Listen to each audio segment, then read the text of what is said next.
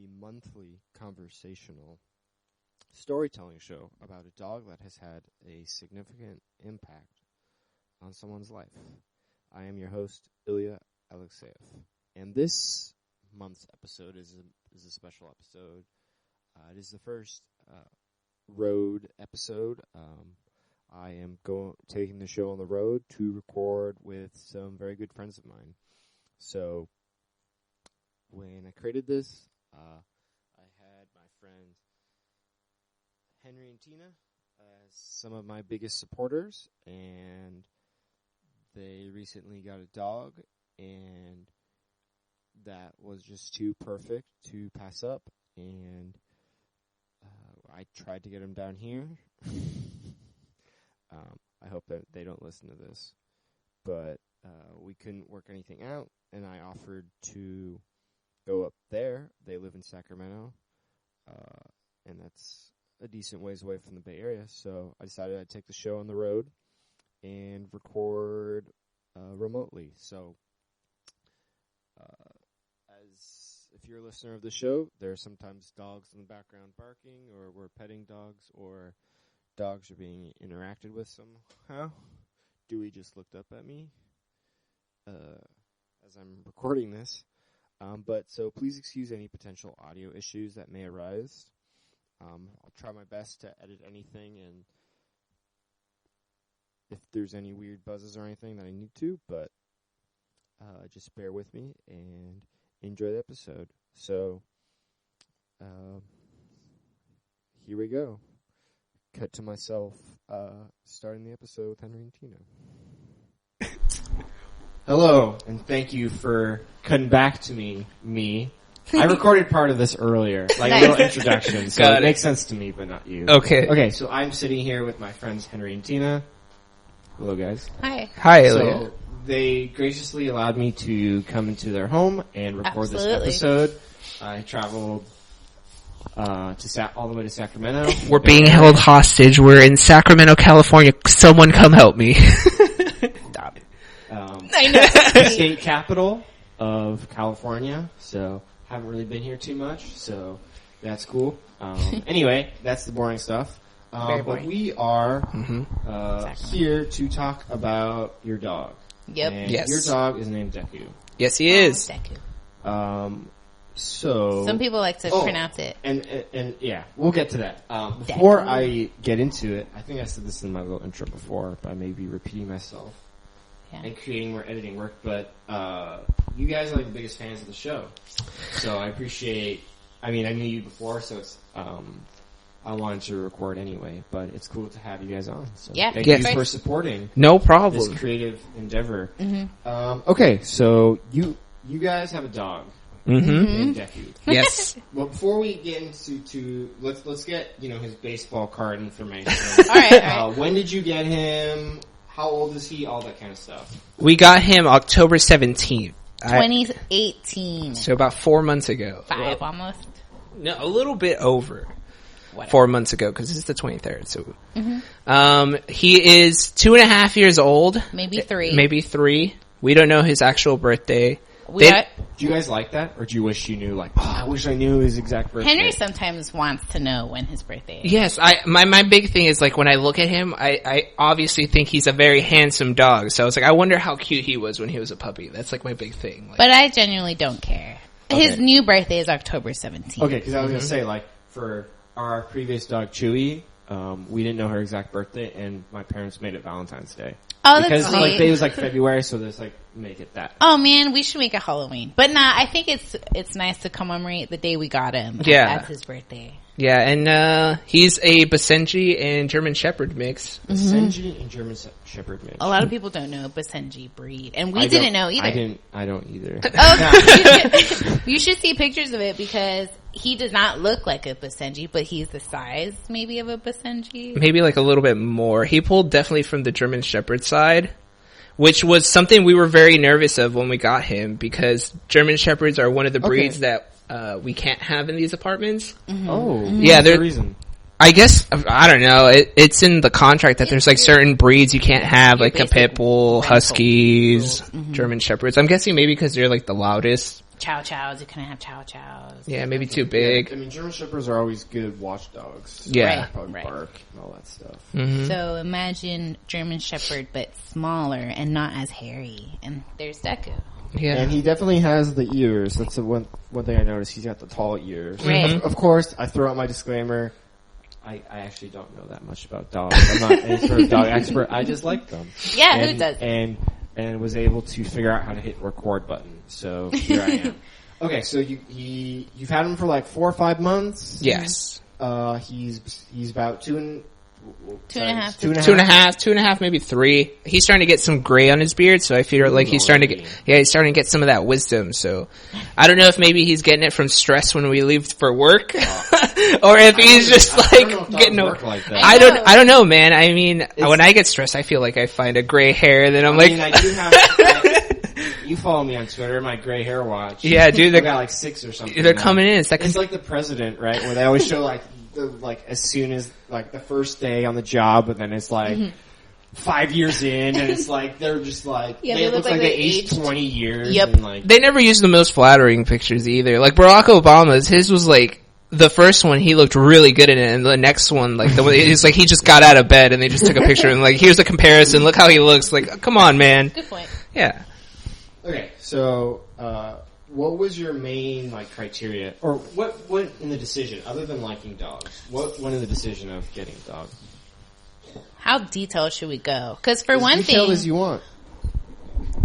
when we first were looking for a dog, for one thing, we needed a location that we could pick up the dog at, right? Because we were looking at San Jose, like San Francisco, even LA, and then we narrowed it down. So this was while you were in Sacramento, right? You didn't know of a place closer by. No. Well, I have never been here until I moved here. Like I had maybe visited once or twice with Tina for a birthday party, so I only knew the way from our apartment in San Francisco to her cousin's house, and that was it. So I didn't know the area at all when we moved here. Right, so we didn't know where the shelters were. Obviously, we could look up the website, but you can't do that. Right, no. even then.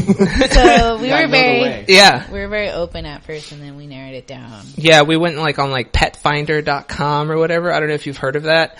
I have. Yeah, so we were we had our map open to 500 miles. So basically, if we saw a dog and we liked it, we were sending pictures to each other. We're going up to Washington. We're going. So, but other than distance, then it came to the size of the dog. Because we didn't want a large dog, and I didn't want a small dog, because I had small dogs at my family's house. So we medium-sized dog. Yeah, and my first dog / my only dog before Deku, he was in the medium-large range, more on the larger end, I would say. Yeah. And he was really great, but he was an outdoor dog. He was barely allowed inside the house. So this was okay, we definitely can't leave the dog outside the house in our apartment because we have no outside. We have no outside. So he has to be comfortable in our living area, and we have to make sure he's set and ready to go for the day and doesn't feel too cooped up. So we wanted a medium-sized dog because Tina's big criteria was I need to be able to cuddle this thing. Right. She's if you're not home and I'm feeling alone, I want to cuddle, buddy. All right, but I mean, you could cuddle an elephant, right? I mean, no. You saw the door, man. It's not fit. You can hug an elephant, but you can't cuddle. Stampy won't fit inside. We can't let him in, man. This is for everyone. Size, and then the list of breeds that we couldn't have in this apartment. So was it pretty? This list was pretty thorough, It was just those basic breeds. And then it said any mixture, any breed mixture with those specific breeds, you couldn't have. Uh-oh. Yeah. Yeah. So it was a tough search. So we had been looking for a while. And we landed on wanting a Shiba for a really long time. We were looking for a Shiba Inu because they were small to medium. They didn't have any of those breeds in their bloodline. Yeah, and if you don't know our friend group, we're big into memes, and the Doge meme was very hot. Cool. It was very hot. So we were it sounds great. A Shiba Inu, and I could just call it Doge the entire time. And they're cute. Yeah, and they're cute. So plus apparently they're good apartment dogs. Apparently, but they're also very cautious against people. So we're pretty ready to get the like a Shiba. So we're looking in LA and San Francisco and even here in Sacramento for a Shiba. Right. Then we realized the price. We realized that they are rarely ever in a shelter. Most of the shelter dogs are normally like pit bulls or like larger breed dogs. So we're like, okay, maybe we can mail order a Shiba Inu, right? That was like the thing. Mail order? Yeah, they're coming from like overseas. And so you had your Jerry Maguire. Yeah. Show me the money. Yeah, they were asking for that money, man. No, it was like no way. It was like $3,000 or something crazy. It ranged. Yeah, it ranged maybe $1,500 to like $3,000. Who knows? Yeah, that's the prices that we saw. And I'm not getting a show dog. This is our first dog together, so I was like, you know this. It's like, do we like memes that much? Do I like to live in a house? That was really the question. Can I pay my rent the next month? Can I live in the dog? Yeah. Can the dog pay for our rent? Yeah, exactly. So we vetoed that. We vetoed the Shibas. So then we're like, just like any dog that really catches our eye was kind of like the criteria. And then, after that. And we were like, maybe we'll start narrowing down the breeds based off of the ones we like, and we see their characteristics. You know how the internet works nowadays. You can like look up a breed and they tell you, oh, they don't like to bark, they don't like kids or stuff like that. Is it kind of like Tinder? Like you can like narrow down like what you want? The Pet Finder, in a way. Yeah, maybe more intricate. I mean, you saw Pet Finder. It's a little intricate. I felt a little wrong like judging these dogs based off their looks because like I obviously no, this tail is like 2 inches too and long. The descriptions could be just, scripted, right? Yeah. They can tell you that it's nice or the dog is cute and friendly, but what if it's not? Yeah. So, I'm a chill, down to earth guy. Some descriptions are good where they tell you like, oh, he's having trouble staying alone or he's having trouble being around kids or stuff like that. They'll tell you the pros and cons of this dog, and even then, it's so hard to pick a dog online. Yeah, it was really tough. So I think we initially found a shelter here in Sacramento, and we're like, okay, we'll just do a little quick tour. We'll try our best to not fall in love this first time, because I think the first time we went, we weren't in this apartment yet, or we were in this apartment. I'm not 100% sure, but either way, we weren't comfortable enough yet to where we could be like, okay, we can get a dog, because I think Tina was like in between jobs, and I was just starting mine, so I was like, okay, we need to kind of be smart adults here and not just go impulse buying. Get a dog, So we went around the Sacramento Front Street shelter. Holla at your boy. Hey, Front Street. Hope you're doing good. Thank you for Deku. You're awesome. They are the city. They are the city shelter. And we went, and there was like a lot of pit bulls and a lot of like your regular, like standard, maybe a husky here and there, like Labrador, mixed Chihuahuas. Chihuahuas were a big one, man, and I do not like Chihuahuas. They are Beverly Hills Chihuahuas. George Lopez. Don't give me no Ashley Tisdale in my movies, my guy. So we went through, and they were like cute, and we like played with some, but nothing really like landed. So then maybe like 2 or 3 months went by, maybe give or take, and then we got again back on the dog hype. On the dog hype. We're like, okay, we're going back on Pet Finder. We're going back to Tinder. So we found one that we really, appearance wise, I think we really liked, because he was medium size and he was like, I don't know, like brown and black marble. He was like brindle. I think that's what they call that for like a brindle type. Yes, that's not the first time brindle has been used on this podcast. SAT word of the day, ladies and gentlemen. And he was at a shelter, maybe 30 miles outside of the city. Yeah, I think going towards like Davis. Yeah, near Davis. And so we decided to go visit him. Without calling the shelter. without even giving any notice. It was mostly like an email where like, we're interested in this dog. Mm-hmm. We're a young couple looking for a new dog to fill the hole in our life. And they're like, please, we hear this a million times. Can we come crawling back? Yeah, yep. So we go, they send us like an email basically saying like, oh, this dog has had like a troubled past and like he's gonna need a lot of attention. Can you be able to do that? But if anything, you can still come by and visit the dog. Get to meet the dog. Yeah. I think his name was Willie. No, Willie was the the older dog, they tried to like shove at us. We'll get there right now. So we go to this like off shelter. It's more like a rescue facility. There's it was like off this dirt road too. So we're kind of like, oh man, what are we driving into? Like, is this really a shelter? Like, does this dog really even exist right now? It's like a shack or something. I was scared. I was like, I've seen the Texas Chainsaw Massacre. I know how this ends. So we pull up and we see like already like a family out there with some dogs, and we're like, okay, we're at the right place. So we get out, and right away you could see like a good amount of dogs like on kennels outside, kind of like chilling, just they're just barking around and stuff. And we spot the dog that we were there for. Wow, now I can't remember his name. Yeah, and well, it doesn't matter. And it doesn't matter. But I'm sure he has a loving home. I really hope you do, my friend. Yeah. So we're standing there, and I guess the owner of that shelter, whatever head employee, she like was, I guess, showing this other family a dog that they were about to adopt. And someone comes over and helps us, and it's like, oh, what dog are you here to look for? And we'll just say his name was Willie. So then we're like, we're here to look for Willie. And they're like, okay, we'll wait for the head handler to come over and let you know more information on Willie. And we're like, okay, that's maybe not a great sign right there and then. Like, just hold on. She even said, like, don't get too close to the kennel, basically. Like, keep your distance, because maybe, I think it was that he would get really, really nervous, the dog. Yeah. And they didn't want people around him. No. So that was already a concerning sign. We didn't get the dog, obviously. No, yeah. So she ends up coming over and basically says, okay, so you guys are the couple that emailed me that you want this dog. Let me tell you a little bit of background on this dog.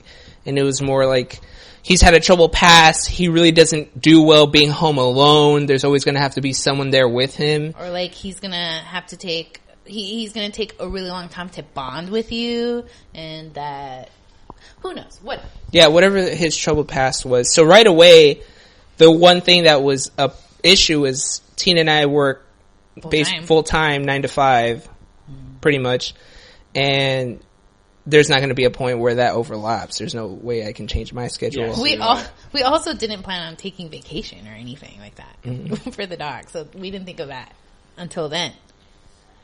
Were you guys looking for a particular age?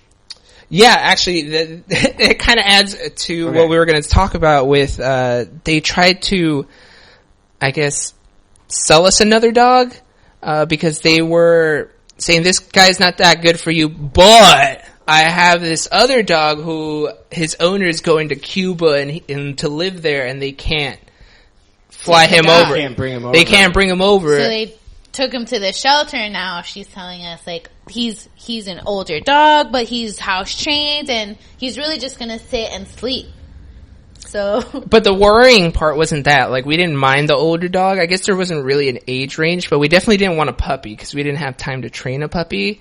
Or take care of it. Or take care of it fully. Or watch it, you know. But we didn't want a super older dog, like 11, 12, 13, even though they do need houses, but it would have just been more difficult to get close to something and then know, like, they're not going to be here in, like, a couple years or something like that. So that was that dog. Yeah, so she brings out Willie too. This one was the original Willie. We just don't remember the other dog's name. Yeah, so Willie 2 comes out, and he's a very cute, like, maybe like a lab. I don't know what he was. He was a big dog, but he was very calm, very sweet. Yeah, really nice. And then we bring him back after we take him on a walk, and had already decided at that point, like, no, we're not going to take this dog, because we want a dog that'll grow with us. In a sense, that was our big thing, like, we're going to gain more responsibility, and this is going to kind of test out how we do. I don't know. But we get back to the lady, we kind of are telling her no, and then she hits us with we'll pay for half of his veterinarian bills. And we're like, what are the other half of the veterinarian bills? There's like a little like blurb that you're not telling me here about this dog that he needs help medically. So I was like, I can't take that burden right now because I would get attached, and then if something happened like in a year, I'd be like devastated. It'd be really sad. So at that point, we leave. So what are your guys' like reaction? Are you kind of like disappointed, or you're kind of just like... Henry was super sad. I was very sad. He really wanted Willie 1, the dog that was too emotionally unstable. Yeah. So on our way home, we stopped by and get breakfast. I'm trying to cheer him up. He was incredibly disappointed that we didn't walk away with his dog. Yeah, and that's your own fault. But I know. You get attached really quickly. So I tell him, maybe you'll feel better if we go see some more dogs. Let's pass by the city shelter, Front Street Shelter. It was that same day. It was that same day, yeah. Mm-hmm. I think it was like a Friday. It was a Saturday. A Saturday. Come on, man. I know.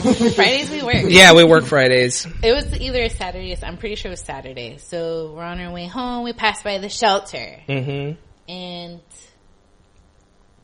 the usual, right? Pit bulls, some older dogs. There were some puppies that were super adorable, but we can't take a puppy. And, I think it was that same day where we saw Deku. Mm-hmm. He was unnamed at the shelter. Unnamed. It's like when you start a new game, it's to create a character. And but it's always... And it's like you could have named him Custom or something. Right. Or Player 1 or something. So hard. I think the thing that caught our eye was you've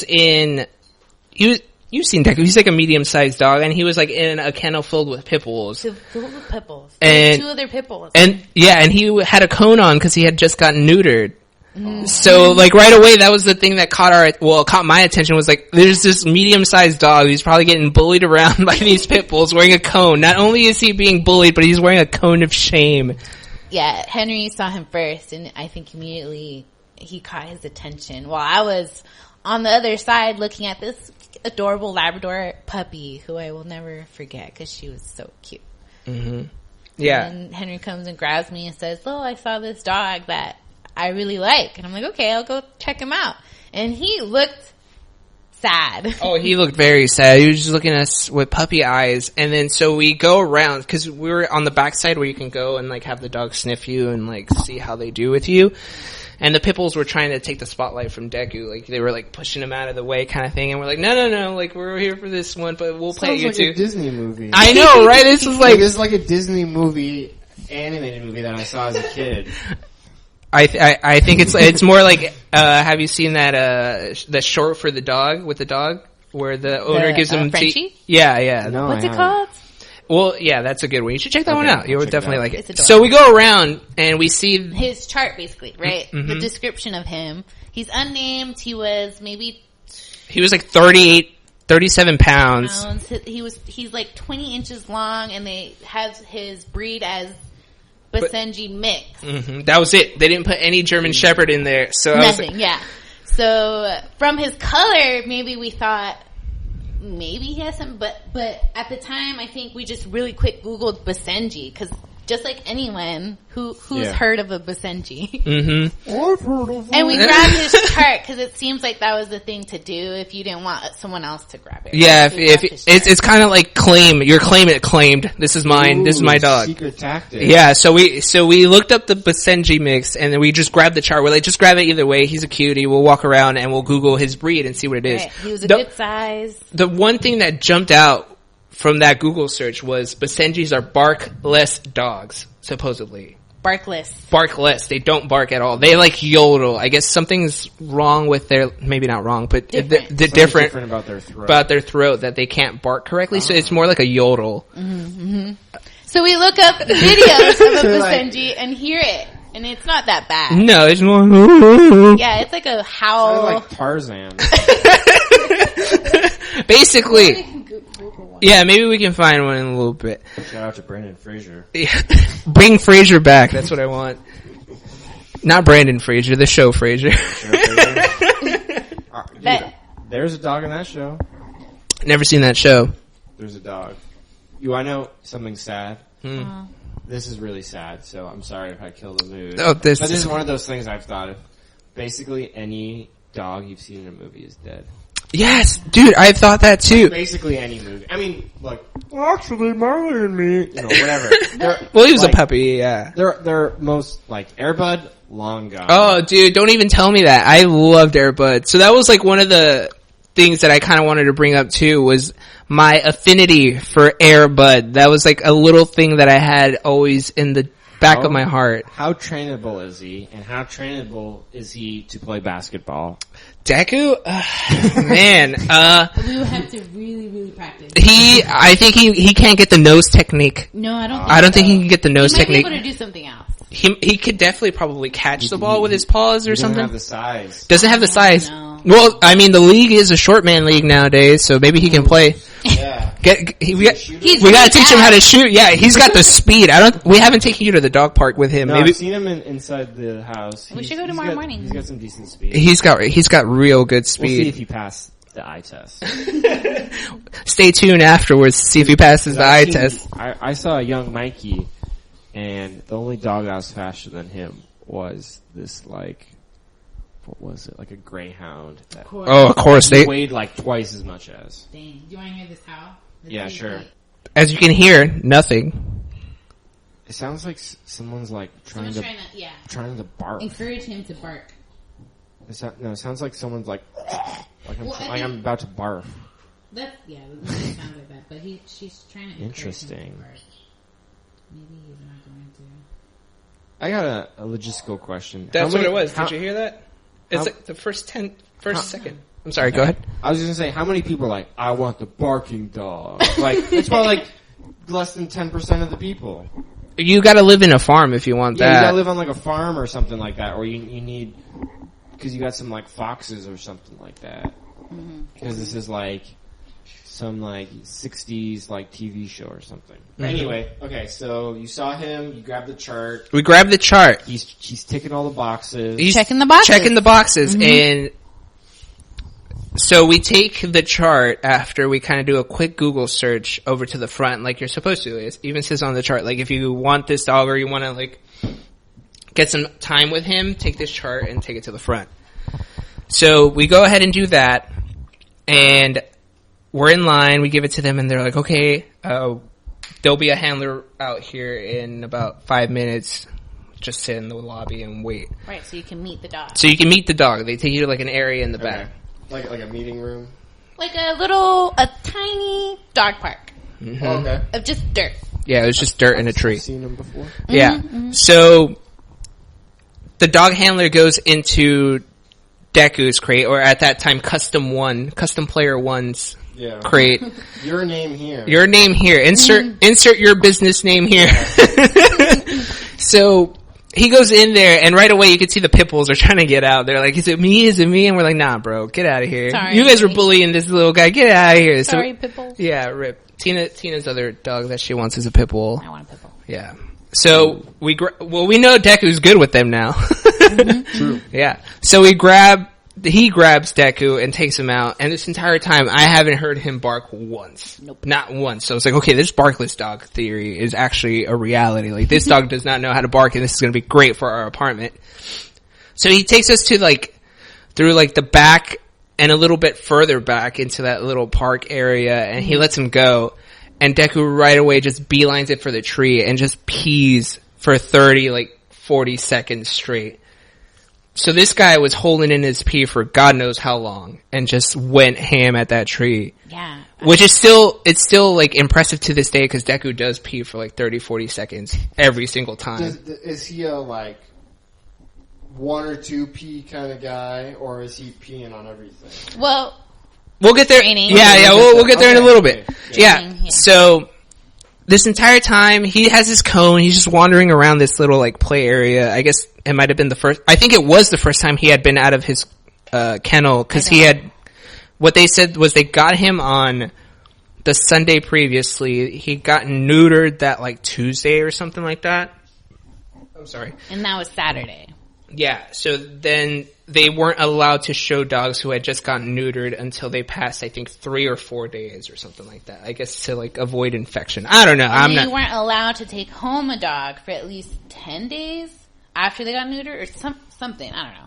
I don't know what was going on. Whatever. Deku, or insert your name here, was just only paying attention to the tree, walking around, doing his own thing. He could care less about us and the trainer. And you guys are like, crap, we don't have a tree. Right? Yeah, we don't have a tree. We don't have a tree. So we try to get his attention because we want to at least get close to him, check out his face, maybe pet him, let him smell us. See if it's like love at first sight. The moment he like touches our paws, that would be the thing that like sells us, kind of thing. But no, he just avoided us completely. Tina even like took the leash at a point and tried to walk him, and he was just not even turning to look at her. He was just it was hilarious, and I loved it. Yeah, he's like, I'm just enjoying that I'm out of the kennel. And even the trainer was like, I don't know why, but he's gotten really attached to me, and I've only seen him like twice. I was like, oh, well, I mean, it's good that he gets attached really quickly, I guess. Did they give you any information about him before he got there? So the only... Once we adopted him. Yes. When we were I think when we were there, right before we left, I think Tina might have asked where they found him. And, or how he came to the shelter. And apparently they found him on the side of a highway. Either someone brought him in or someone from the shelter brought him in. Yeah, I think they might have called the pound or like animal control or something. And they... So someone just saw him on the highway and called the took him to the shelter, and they brought him over there. Yeah, so we're always like wondering how either he escaped, but he didn't have a chip, he wasn't neutered, he didn't have a collar, nothing. That's why he was there. So, and I'll kind of say is that out in Sacramento there are some kind of rural areas. Yep. So it's very possible someone had him on like they had a fair decently large sized property. And they had them, and they're, like someone's like, I don't want to have my dog neutered. Sometimes people are like, yeah. I mean, it's a possibility, but we'll never know. I mean, and he is a very handsome dog. Who wouldn't want this guy's spunk? Like that you don't know, or do you wish you knew? I mean, it's really, I think it's really nice. I want to know because whoever had him before did a somewhat good job at training him, or like he knew his basics. Yeah. Mm-hmm. So. That's where we're interested, but to me, I genuinely don't care because he's here with us now, and it doesn't seem like he has a bad history of any kind of like violence or aggression or anxiety. So yeah, I mean, I'm just trying to think of all the dogs I've had, and we didn't really know too much about their history before. I can't even remember Mikey's at all. Like, I remember so much when we adopted him, but I don't remember what they said. And he was only 9 months old. I don't remember his origin, so it's fine. Yeah. I don't think we're really bugged about it. Like, no. It seems like he was in a loving home. I do have some theories that I've told Tina and even my family. My 2 theories is that one, either he was a homeless dog. So a homeless person. A homeless person had Deku and then maybe escaped somehow or God knows what happened. And then he was, cause I feel like homeless people have the time to take care of a dog and they do a pretty good job with dogs. I've seen homeless people here in Sacramento have like 3 or 4 dogs. And in San Francisco too. Yeah. And Deku loves to cuddle, so I feel like that's another sign of a dog who genuinely is always next to his owner, Mm-hmm. It's a good theory. Yeah. And then the other one, which kind of doesn't make sense because they did find him on the highway, was that he probably had like an older owner, maybe like on the 80, 75-year-old range, and maybe something happened to that owner, and then whoever took over that person's stuff kind of was like, I don't want a dog. That's a stretch. I know, that's a stretch. But he's like you said, he's really sweet and good with people, so I feel like, again, someone who's retired has the time to watch over this puppy. So he's just happy to be outside. What happens next after he pees? We have to go after we wait for 60 seconds. Yeah. I mean, we didn't really get to see him happy. He wasn't very happy. Well, yeah, because you said he looked kind of down. Right. And I've seen that and heard that a lot about dogs that are in shelters and stuff. Yeah, and that's understandable. Is there... I don't know if it could be classified as depressed. I just am not educated enough to say that, but it wouldn't surprise me. At least if right, some dogs I wouldn't be surprised. Yeah, like I mean, you always see those commercials of the really sad dogs, and it has the like in the arms of an angel. Yeah, exactly. Hearing those kind of songs, and you see the dog that's like shaking. Right? Clearly, that dog's has some issues. Again, side note on that commercial, I always hated how it came on during like South Park, and then I feel guilty that I'm enjoying this episode, and then this like commercial just comes in, and then you have Cartman. Dude, I would like just coming out of nowhere because like I've done a good in my life done a good job of taking care of dogs and adopting dogs, I would change the channel during those commercials. It's like, I am educated that dogs need help and all that kind of stuff. So I'm not gonna. That's a good, suffer, like I know they're trying to get money and stuff, but of course, I'm trying to help too. It's not like I'm just like some like. I mean, it's effective though. It works. It works. Shout out to the video editor. Yeah, Sarah McLachlan. Thank you for that beautiful music. Yeah. So once we actually had to go. Like we couldn't stay for long. I forget why. I think we had. Did we? We had plans. Yeah. So we told the trainer we told the handler that so. What's the timeline? If we wanted to adopt this dog, could you hold on to him? Because we had to leave and we didn't have anything ready. Like, we were already thinking that we were going to adopt him, but we had nothing. We didn't have food, we didn't have a bed, we didn't have the crate, we didn't have bowls, nothing. A leash. So we asked him, like, what's the timeline? Or can you hold this dog? Like, we can't take him home today, but we're interested. Yeah, and initially the trainer at that point said, the handler said, we normally don't hold dogs. And I was like, don't you lie to me. I see so many papers that we were walking by would have a stamp saying hold on it. So we're like, okay. Like, in progress. Me, sir, this is not the library. I know how to read, sir. Their charts would say, like, adopted, and they would still be there. So either for a procedure or who knows why. So we asked him, like, can you hold him? Can you hold him? How long can you hold him for? So the guy was actually very nice because he definitely saw that we wanted this dog. Like he knew right away that we were like, okay, we're kind of serious about Deku, but maybe we needed time. So that was on Saturday, and I think they weren't open on Sunday, Monday, or Tuesday. Yeah, something like that. Something crazy like that. And we're like, maybe okay. It was a holiday. Yeah, so they were like, you won't be able to get the dog until Wednesday. And I was like, that's perfect. That gives us a chance to go get a bed, go get this guy's crate, get him his bowls, get him ready. Get some food. Dog-proof the house. Dog-proof the house. Dog-proof the house. So important. Yes. And as you see, we undid all the dog-proofing because this guy is actually pretty good. Very great inside the house. And we'll get to that in a little bit. A little foreshadowing, ladies and gentlemen. Ooh, literary devices.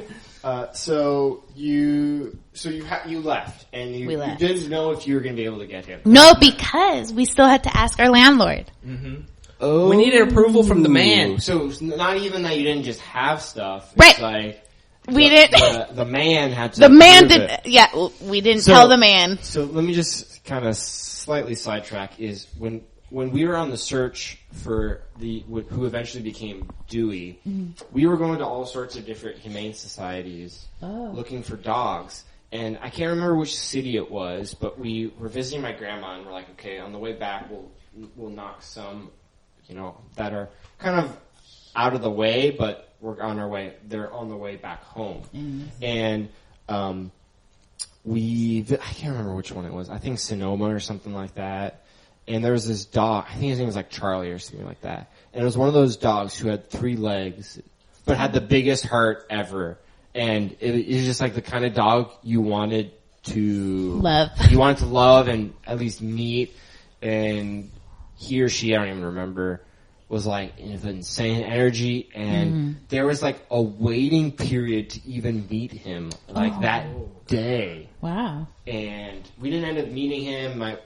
This was my mom looking for a dog, so she had different criteria than what I would have had. And so she didn't end up getting one. And it was weird. It was like he was like a year old or something like that. He was like a lab, or he looked like a lab at least, or part lab.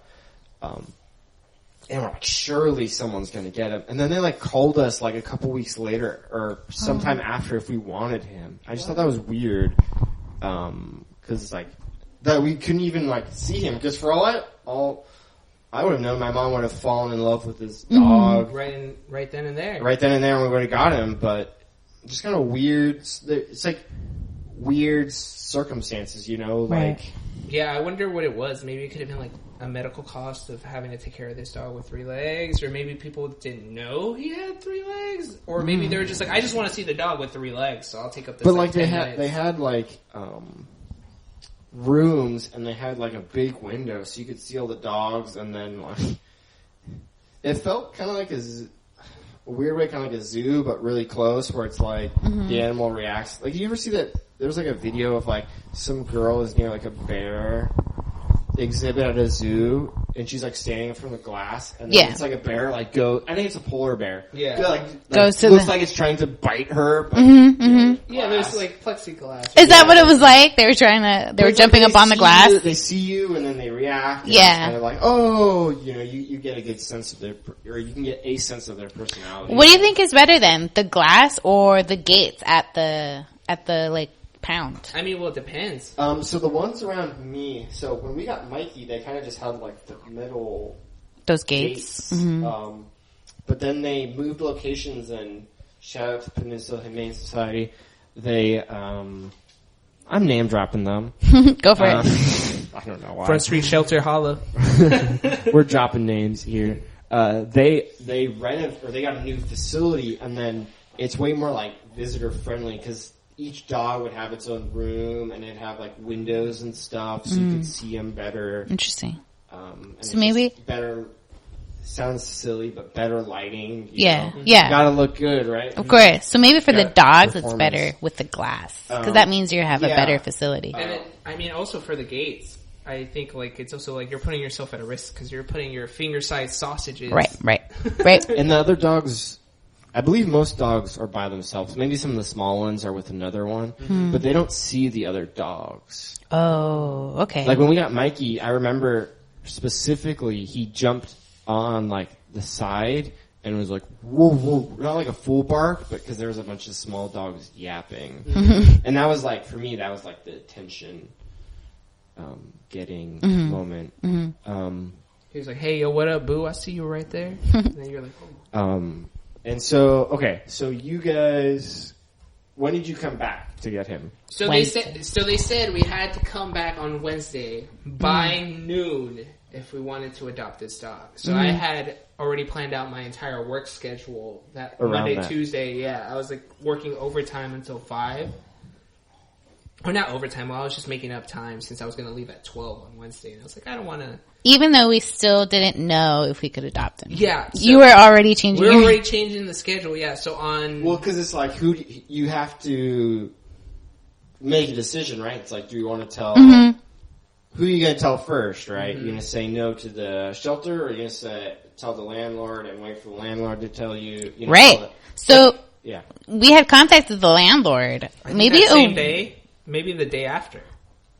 We had contacted them first to ask the process. Like, if we were to get a dog, what are the fees? Do you need pictures? What do you need, basically, if we were to get a dog? Because paw prints. Some other apartments have dogs, and we just wanted to know how they got them. In the building. Here, in the building. Right. And we hadn't heard anything. And then that Saturday, after we saw, insert your name here. AKA Deku. So you asked then? We asked when we were first going to go see Willie 1. Yeah. We're like, okay, we're looking at dogs. I think it was like Friday that we emailed the landlord. Yeah, okay. I think maybe even before that, because we were tilted because she had not... Oh, look, and to interrupt, someone has come out of his crate. He finally wants our attention. He's like, someone please throw the ball at me. I've been chewing on it for the last... it probably doesn't come up on the mic, but I've been constantly hearing him chew the ball. Yep. The entire time we've been recording. Well, I'm gonna feed him and you... Go for it. Okay, we'll keep going. So Tina's being the responsible dog mom and feeding Deku right now, since it is 6 p.m., which is his normal lunch dinner time. I gotta tell you guys this in person, because it really bugs me. Our first dog, Chewy, in my memory, she got fed at the earliest after dinner, but sometimes like 9 o'clock, because my dad would be doing the dishes and all that kind of stuff. Then Mikey, like, alright, well, whatever, we'll feed him after we eat, and he was completely cool. Then we get this knucklehead Dewey, and it's like 4:30, and he's barking. And it's like, it used to be after we ate, and then it was like before at 6, and then now it's 5, and then like on weekends when we're home, it's like 3:30. He starts getting annoying. Yep. It's like, I get it, you're old, dude, but come on, man. Sorry, I just have to let that out. No. Because I'm glad I'm not home today because I don't have to deal with that stupid dog. So I love Dewey. Oh, dude, Dewey's the best. I have met Sir Dewster. You met Dewey? I've met Dewey. I've been to your house. I know you've been to my house, but I don't remember if we had Dewey then. I'm pretty sure you had Dewey. I know you definitely met Mikey. I've met Mikey and Dewey. I'm pretty sure. Because I went over 2 years ago. Was that 2 years ago? I honestly... Oh, yeah, because you used to work near me. I used to work near Ilya, and I would never visit because I was always so busy. By the way, that job was the worst. I'm glad I left. Shout outs to insert your name here. Can't put him on blast, don't want to get sued. So for feeding Deku, our initial thing that we had learned from a stand-up comedian named John Mulaney. I don't know if you've ever heard. Shout out to Mulaney. Shout out to John Mulaney. John, I watched his breakout stand-up with you. Yes, you did. Right? I think we showed it to you because we Scatter, we're right? Yes, Scatter. Yeah, we watched that together. We're a huge proponent of John Mulaney. John, if you're listening to this, come on the show, John. Come on the show. I dare you. And then also come do a show at the Golden One Center here at Sacramento. We'll be the first ticket buyers. John? Come on the podcast. Oh, he does have dogs. So one of the segments, Are you serious? he does have a new French bulldog. So one of the segments on one of his comedy shows was about how the dog was not respecting him or his wife, and they had to call in a behavioralist to come over and kind of assess the dog and the living standard of this family. And the big mistake that apparently he made was feeding the dog before he ate.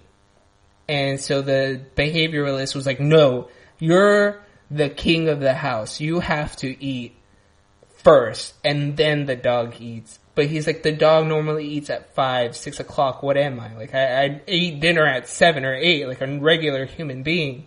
I eat dinner at like 6 or 6:30. I also eat dinner at 5 or 6, and my whole life I called it lunch, so I don't really even think it's... No, I remember that. Yeah, I remember. And you would have cereal at like 10 o'clock and like dinner. It's the Hispanic way, dude. So that was our first take, was like, okay, whatever we do, we have to eat before the dog to show him who's... So you're like, this is the one piece of like... Okay, because Tina has... Her family has dogs and she's had dogs. You had a dog. I've had a dog. But you're like, kids are like not the main... I was in middle school caretaker. and I was very a huge proponent in begging my father and my mother to please let me get a dog. I'll do everything for this dog. Oh, the classic. Classic Cartoon. I'm gonna feed it and love it and take care walk of it. it. I'm gonna walk him. I'm gonna pick up his poop. And guess what I did? Absolutely none of that. That Muñeco, shout out to Muñeco, R.I.P. That was his name? R.I.P. Yeah, Muñeco. Does that mean neck? It means little toy in Spanish. Muñeco. Muñeco. So we're watching this comedy show, and the whole big thing was... Oh yeah, so that's your own... That's like basically your only... Our only knowledge of like when to feed the dog. Mm-hmm. Yeah, so... But at the comedy show, it was like, I don't eat until like 8, and they're like, just bring out some bowls and pretend to eat. So the big skit was that he was like sitting at a dinner table and going... With an empty dinner, bowl. Empty dinner, just to like fucking make the dog... Think that they were that they're eating. eating first, and then they would feed the dog, and then he was like, no, screw that, that's stupid, I'm not doing that. So that's how it started. Tina and I would try to feed Deku at around the same time we would eat dinner, because Tina gets home around 6 o'clock, so we're like, we'll feed him around 6, 6:30, after his walks. And it just became a hassle because sometimes we weren't hungry until like 7:30, 8. So did you go, I'm hungry, this is very filling. So that was the one thing that I was like, I'm not going to do this because I'm not dumb. You should have done it like once. I think I would have done it at least one time. Show my alpha male dominance. Like, here, look at me eat this fake pasta on my plate. So it's like you get the plastic food or whatever. So at this point, we're like, all right, whatever. He'll eat whenever we leave for work, which is normally around like 7:10. Is normally when we. So in the morning. In the morning, 7:10, we put his bowl down, and then in the evenings, once Tina gets home and she gets ready for gets comfortable, then she goes ahead and feeds him. Because we're like, okay, he bonds with me during the week since I walk him in the mornings normally, And in the afternoon. in the afternoons, like for like an hour. So this guy's bonded with me. And we have examples of Tina's cousins where the dog is super bonded with only the dad of the family. Oh, because the dad did everything. The dad does basically everything. Again, it was the same thing when I was a kid. My growing up dog, Muñeco, he was super bonded with my dad. So now I was like, okay, you feed him. At least he knows that you're the one that feeds him, and he'll respect you for that. And then once you start taking him on walks more frequently, then it'll be all gravy. So that was a sidetrack on Deku getting fed right now. He's finally done. Yeah, hey, we're doing it live. He finished his food. Doing it live, talking about memes. I'm giving him. Let's go. I'm giving him treats because I felt like that was a little bit of food.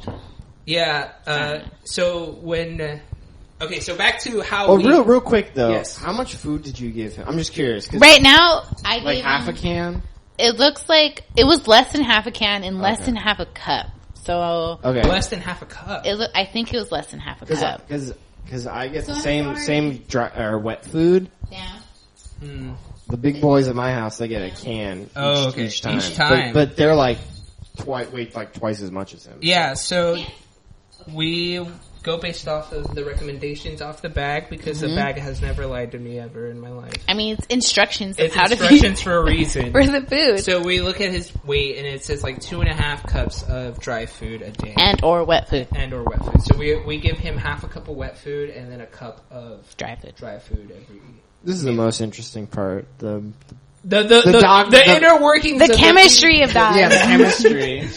And so we I'm sorry, I didn't mean to. No, that's what I was just laughing. That's what we go ahead and do. It's like half a cup of wet food in the morning and a full cup most of the time. Unless he's unless he has stomach issues. So let's not get too sidetracked. Yes, we're not. So that Wednesday or whatever, you go back to get it. We finally get the okay from the landlord. Yes. How long did it take? Again, remember, Tina and I were very worried since German Shepherds are a breed that we cannot have. Yeah. And right away you can see that he has the palate color of a German Shepherd. So Tina just earlier showed me some pictures of Basenjis, and they look like him, but they're white and brown or like whatever. A tan color. But he's got the black. He doesn't really does he have any white on him? He has like the superhero chest. Oh, he has the chest like Mikey. Mikey's got the chest. Yes, I remember Mikey's chest.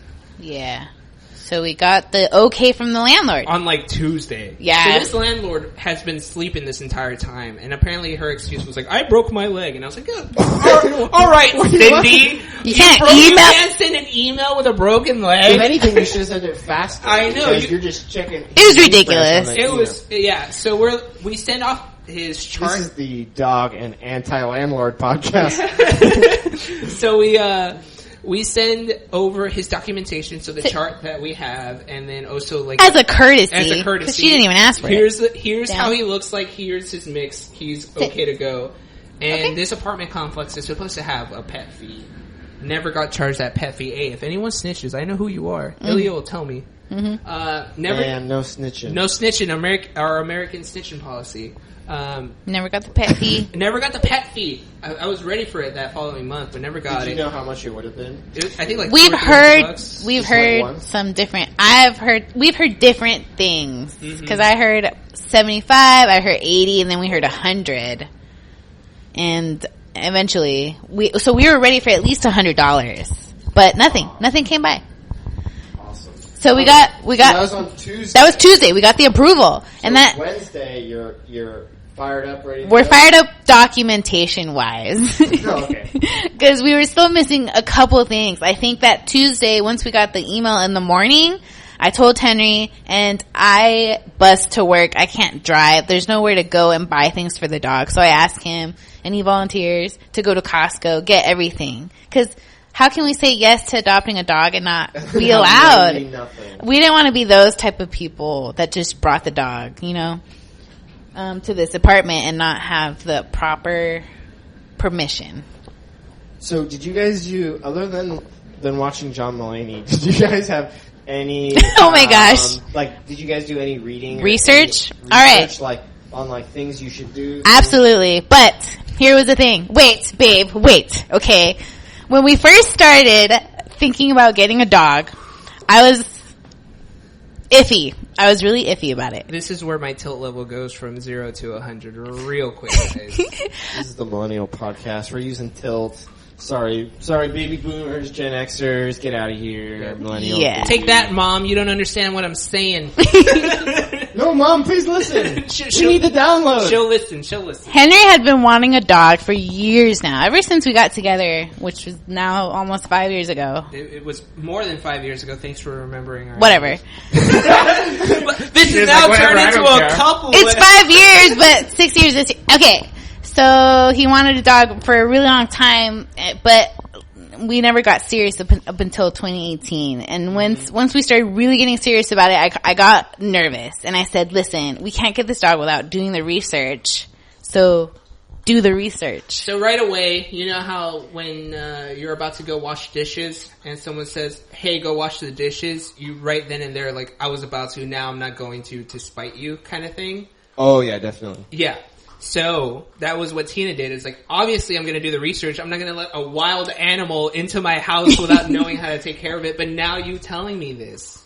Do the research. All right, I got a random question. Yeah. You guys both like Game of Thrones. Yes. I like Game of Thrones. Yes. They It's a didn't good show show. much training. I mean, I haven't rewatched it. They didn't show much training. Of their direwolves? Of their The direwolves? No, Of they course didn't. not. They didn't. Well, did they have 'Cause they're time? just- Who They knows? didn't have No. time. How could they not have my time? point is that, are they just too good? They like, Oh. It's like you don't really need to do much training because it's, The Once wolves? they're bonded Once to you, they they're bond bonded to to you. you. Oh, That's why. interesting thought. I can believe that because shout out to Ghost. wolves are very Ghost smart is and summoned, direwolves you would RIP. think are extremely Is intelligent. still alive? I thought Ghost, I don't know. Alright, I we think- don't know. Well, Okay, this waiting is not for a the good- final season. Game of This is Thrones podcast. Do not spoil it. Come on. The spinoff. Okay, The yeah. Good Direwolf podcast. Yeah, Check so- it out. So, our initial first dog that we ever saw on Pet Finder, aka Tinder for Oh, Dogs, Leia. was Leia. Oh, Princess man. Leia. I missed her. And- I met a dog named Leia. I was in love with her. And Tina, right from the image, was like, "This is the dog." for She was me. so happy. She looked so excited in all her And her pictures. breed was beautiful. I don't remember what the breed was. Yeah, I don't know either. I don't remember. And so we're like, okay. I was saying, okay, email them and try to figure out more information if we can meet He's her. looking- Where Wait, this is before? this was before Deku. This was maybe like. Why didn't you say this earlier? I'm so sorry. Because we were talking about research. We were talking about the okay. research. I'm Yeah, sorry. yeah. I was just joking. And so like Tina starts, I say email the person who posted these pictures and get more information on Princess Leia, and then we'll go ahead and start doing more research on this breed. And Tina every single time was like, have you done your research? Have you done your research? And I'm like, I will once you email them. And like, I'm not going to email them until you do your research. So I was like, I'm gonna do the research, just email them. I want to make sure of certainty before I like start doing a deep dive into this breed and then not know. So Tina finally emails this lady, Okay. and when she emails her, maybe like an hour or two later, right? Or somewhat right away, Tina gets the, we're so sorry, but Princess Leia has been adopted already. And I was like, I told you just to ask, because then I could have done the research and we could have like prepared for this dog. So, I forgot to ask. Did you guys just have like a sit down talk, or was it like continuous talks about like the actual search? I think It was more continuous? I think it was continuous. It's mostly when we're bored at work. Which was all the time. Yeah, aka get a state job, ladies and gentlemen. Actually, shout out to the man. Shout out to the man, State. the The state state man. man. So there was times when I first initially started working, and it was very slow. So I was just on Pet Finder all the time, and then I would send her cute Same here, dog yeah. pictures, and she would respond with, okay, email them and let them know that we're interested. And I was like, whoa, we need to slow down, we need to figure this out. And then once we got more settled down, like I said previously, once Tina got her full-time job, we're like, okay, we can get real serious about this now. Because we can afford it. We can afford this dog now. And my big thing was always like, even if I were to have kids one day, it would be like, I want to be able to afford them to make sure that they're chilling and not have to like be like, how am I going to feed the dog today? Yeah, you're eating those, bottom shelf Fruit Loops and stuff. Right. Yeah, You know what- you know Right. what- Yeah, the bottom shelf, like 20 pounds for $5 Fruit Yeah. Loops. Once we got stable and serious about getting a dog, our talks were like, we did have serious talks. Mainly, at night before going to bed, we were thinking about it. Mainly, Henry, you need to do more research if you Henry, want do the research. Do the research, and then you'll show me your serious. Because Henry's the one who really wants a dog. It's like a test. You know how women test you throughout the relationship? I felt like this was like a huge test. So, when we finally ended up picking Deku as the dog we were going to get, I went ham. A deep, deep dive. Ham. I was watching YouTube videos. I was reading books. I was watching Cesar Millan 24/7. I was like, I need to... Look at Deku. He still knows. It works. He knows. He knows. I'm petting him right now. The first 2 weeks, that's all he heard was, no, hey, ah, nah. That was the whole first 2 weeks. So I went really in on the research. And then eventually I would start sending videos to Tina. And she's like, I don't need to do it. You're doing it. I was like, you fucking bad. You scared him. You fucking bad. Scared him. I'm so sorry. Me. Deku. You scared him. I'm so sorry. I'm so sorry, Deku. And so I was like, you, Tina Gutierrez, you bamboozler. I was like, you didn't want to do any research, so you're like, I'm gonna make this guy feel as guilty as possible, so he does everything. Okay, now this is a relationship podcast. Nah. He did the research. He did a lot of research. Podcast. I have told her many times that in the prenup, it's gonna say that she has to keep Deku. Yeah. Yes, we did do a lot. Yeah, so more Henry than I did. More 99.9% Henry. Yep. More than I. But then I'm like, cause whatever, it's fine. No, but that okay. So we went on Wednesday after we got the approval. Henry went. I went on Wednesday after we got the approval, and this was like my side of the story because Tina doesn't. I wasn't there, so she doesn't know this. I couldn't be there. So yeah, because Tina had just started her job, so she can't ask for time. I can't take hours. Yeah. So I get over to the shelter about 12:10. And I'm like, okay, I'm 10 minutes late. You couldn't give them away in 10 minutes. So it's like that one guy. Just walk out with Deku. I'm looking, ooh, a dog. So you walk out the door? Walk out the door with Deku as I'm walking in, just like my world crush. Oh. So I walk in, and there's no one in there yet, because they open at 12. So that guy went. Like, it's a Wednesday. It's a Wednesday, dude. After a holiday. Yeah, so. Wait, what holiday? I don't know. Don't ask me. It was like. Oh, I thought it was because they were closed. October. They were closed Monday, Tuesday, or something. I think they're just closed Monday, Tuesday, or Sunday, Monday, Tuesday. I don't know. This shelter is weird. They're not open on Monday and Tuesdays for sure. They're only open Wednesday, Thursday, Friday, Saturday. Mm-hmm, I think so, or whatever. Yeah. Whatever. We'll find the hours and we'll plug that into the description. If you're in Sacramento area, you can go and adopt a beautiful dog. Yeah, please support Front Street Shelter. Front Street Shelter. Pay me. They've done more shout-outs than anyone else. So, I head over, and I get there, and I start doing all the paperwork. I was like, oh, I'm here to pick up, insert custom name here. He's the Basenji mix. And I had him on hold on Saturday. And they're like, oh, yeah, great. The lady. But you said hold even though you did. How much did you believe the holding? I didn't believe the hold at all. But they did have the paperwork in the front, so that kind of makes me think that this handler is a good guy. Was nice. He actually put it on hold. Mm-hmm. So they grabbed the paperwork right away, and they had me fill out some basic things. He's looking for his ball. He's looking for his ball. I took it away. Deku is very in love with that ball more than anything in his life. So I get over there and I start filling out the paperwork, and the lady is like, oh, calls into the radio, can you get this dog off kennel, blah, blah, blah. And I finish filling out the paperwork, and I'm waiting for them to charge me. You know how you have to pay a fee to adopt a dog? Yeah. So I'm waiting, and I finish the paperwork. And then she's like, okay, you can have a seat. The dog will be out in a second. And I'm like, I already had my credit card in my hand. And I was like, okay, what do I pay? I don't want to pay while I'm holding this new dog. And I just sit down, and apparently I saw the paperwork, it said found dog, so they said that I had found this dog, it was my dog previously, so they didn't charge me for it. Oh, so it was in theory, you found it, and you just, for some official process, you had to keep it. Fill out the paperwork, yeah. Oh, okay. Yeah, so they didn't charge me for Deku, so this is probably the best purchase I've ever made. This dog. This dog already won my heart at this point. I was like, you were free? You were free. He was free. He was free. He was free adoption. I think Dewey was free. Yeah. But yes, hello. I don't know. That was kind of expensive. So that's what made me worry a little bit. I was like, they really want to get rid of this dog. What's going on with him, right? So I'm waiting for him to bring out Deku, and then I see the cone from the corner of my eye peeking over around the corner. Aww. And I was like, oh, there he is. I can't see his face, but I know that butt anywhere.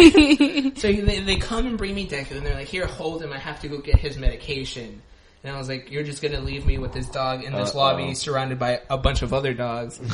And so this was the first time I had ever heard this dog bark. Was at this lobby at this adoption center, and Deku has He barks. He has a large bark for his size, and at this point I was like, I thought you were a Basenji. You're not supposed to bark. Right. And all I hear is, and I'm like, where the hell did that come from? And I looked down and it was Deku, and I was like, fuck, dude. Can we keep this dog in our apartment? Hopefully he doesn't bark too much. Hopefully he doesn't bark too much. So then the guy comes back with the medication. He's like, okay, you have to give this one in the morning and the afternoon with his food. It's basically his doggy Vicodin to keep him subdued because of the surgery, because of his okay, so that's what I was going to ask. Because when we got Dewey, he had medicine. Hey. Wow, thanks for ruining the podcast. Now we're going to have to start it all over. He had medicine, but we had known. But his was just like, because he had just been neutered. Okay, so, right? It wasn't like he had some health condition. There was no, okay. Yeah, he was clear for worms and all he rabies, did all the good the stuff. basic shelter tests. And, cool. Yeah, so he gives me the medication to kind of like, they're like, he's gonna be like really extra calm for the next like 2-3 days. Which is good. Which is a good thing. Which was really good, yes. So I grabbed the medication, and they're like, all right, you're good to go. You had his collar and everything? I had his collar. We had bought him a green, like, chest collar, a harness. Because his name is Deku, and we named him based off of... Okay, yeah, okay. So go ahead and say why you named him. Yeah, so Tina and I had been, been very nerdy. Yeah. During that period. Yep. So we're like, okay, what's a nerdy name that's really cool that we can give to this dog? And so we went through all the basics, like Star Wars stuff. We were like, all right. Yeah. Luke, Han, Chewie. Just a bunch. Shout out to Chewie. Kanan. Shout out to Chewie. We even went like Clone Wars. We went 5s. Ezra. Just a bunch. Bunch of stuff. 5s. That would have been interesting. Yeah. Shout out to 5. Yeah, Rip, Great dude. Character. Rip Trooper, yeah. So then we're like, okay, you know what? We don't want to be too Star Warsy all the time, so we'll skip on that. So then I was like, I can't name him Kobe, because, you know. Nah. Or Bruce for Batman, just if you don't know. Shaq. No Aaron basketball Carter names. Was thrown out. Then I think like the Lakers. What? I love the Lakers. We started thinking about superheroes, Marvel, basically. Yeah. Thor. Iron Man. Well, yeah. And we're like, we want something that'll fit him. At that point, we had already seen him, so we're like, okay, thinking out names. Mm-hmm. And we had just started being obsessed with My Hero Academia. Which the anime. If you haven't seen it, ladies and gentlemen, please watch it on Hulu. My Hero Academia, season 1, 2 out right now. Check it out. We're not on it. We just really love it. It's the best show. Please show it. So please watch it. There's a character named that. It's a character named Izuku Midoriya, and his superhero name is Deku, and he got it from a great origin. Like, he didn't start with superheroes. He was a quirk. He was quirkless, so he didn't have a superpower. So his superpower enemy / best friend would call him Deku as a kind of insult. Like an insult. We don't know the meaning behind Deku. It's basically like not talented, like you can't do anything. And that's why he would insult Izuku with that, because he wasn't. You're like, I'm gonna insult my dog. He didn't have a quirk. But because of that. At a point in the show. Spoiler alert, if you haven't seen My Hero Academia, skip 20 seconds.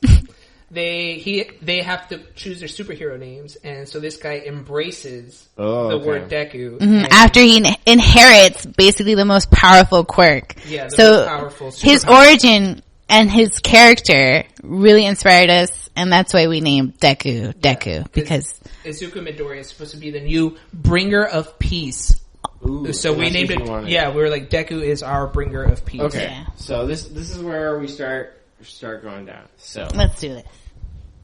Deku, Legend of Zelda, Ocarina of Time. Also, you texted me. Greatest I got a dog. Mm-hmm.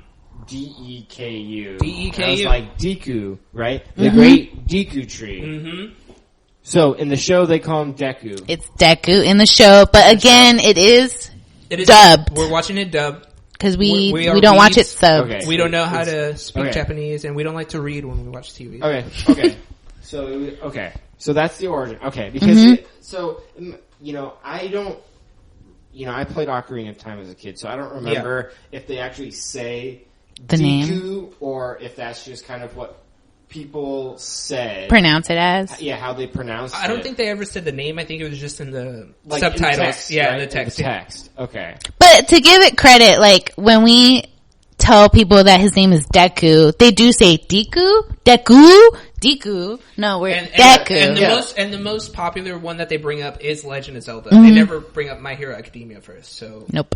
Shout outs to Legend of Zelda. But not nerds enough. Not nerdy enough.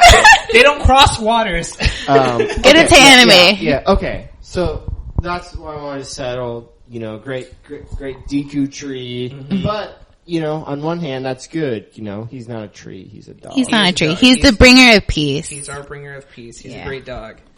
Okay, so that's finally settled. I've been wondering about that because I remember you told me, or I saw it in text, so I said I was thinking Deku, which is fair. I talked to you in person, and you said Deku. Mm-hmm. I was like, huh?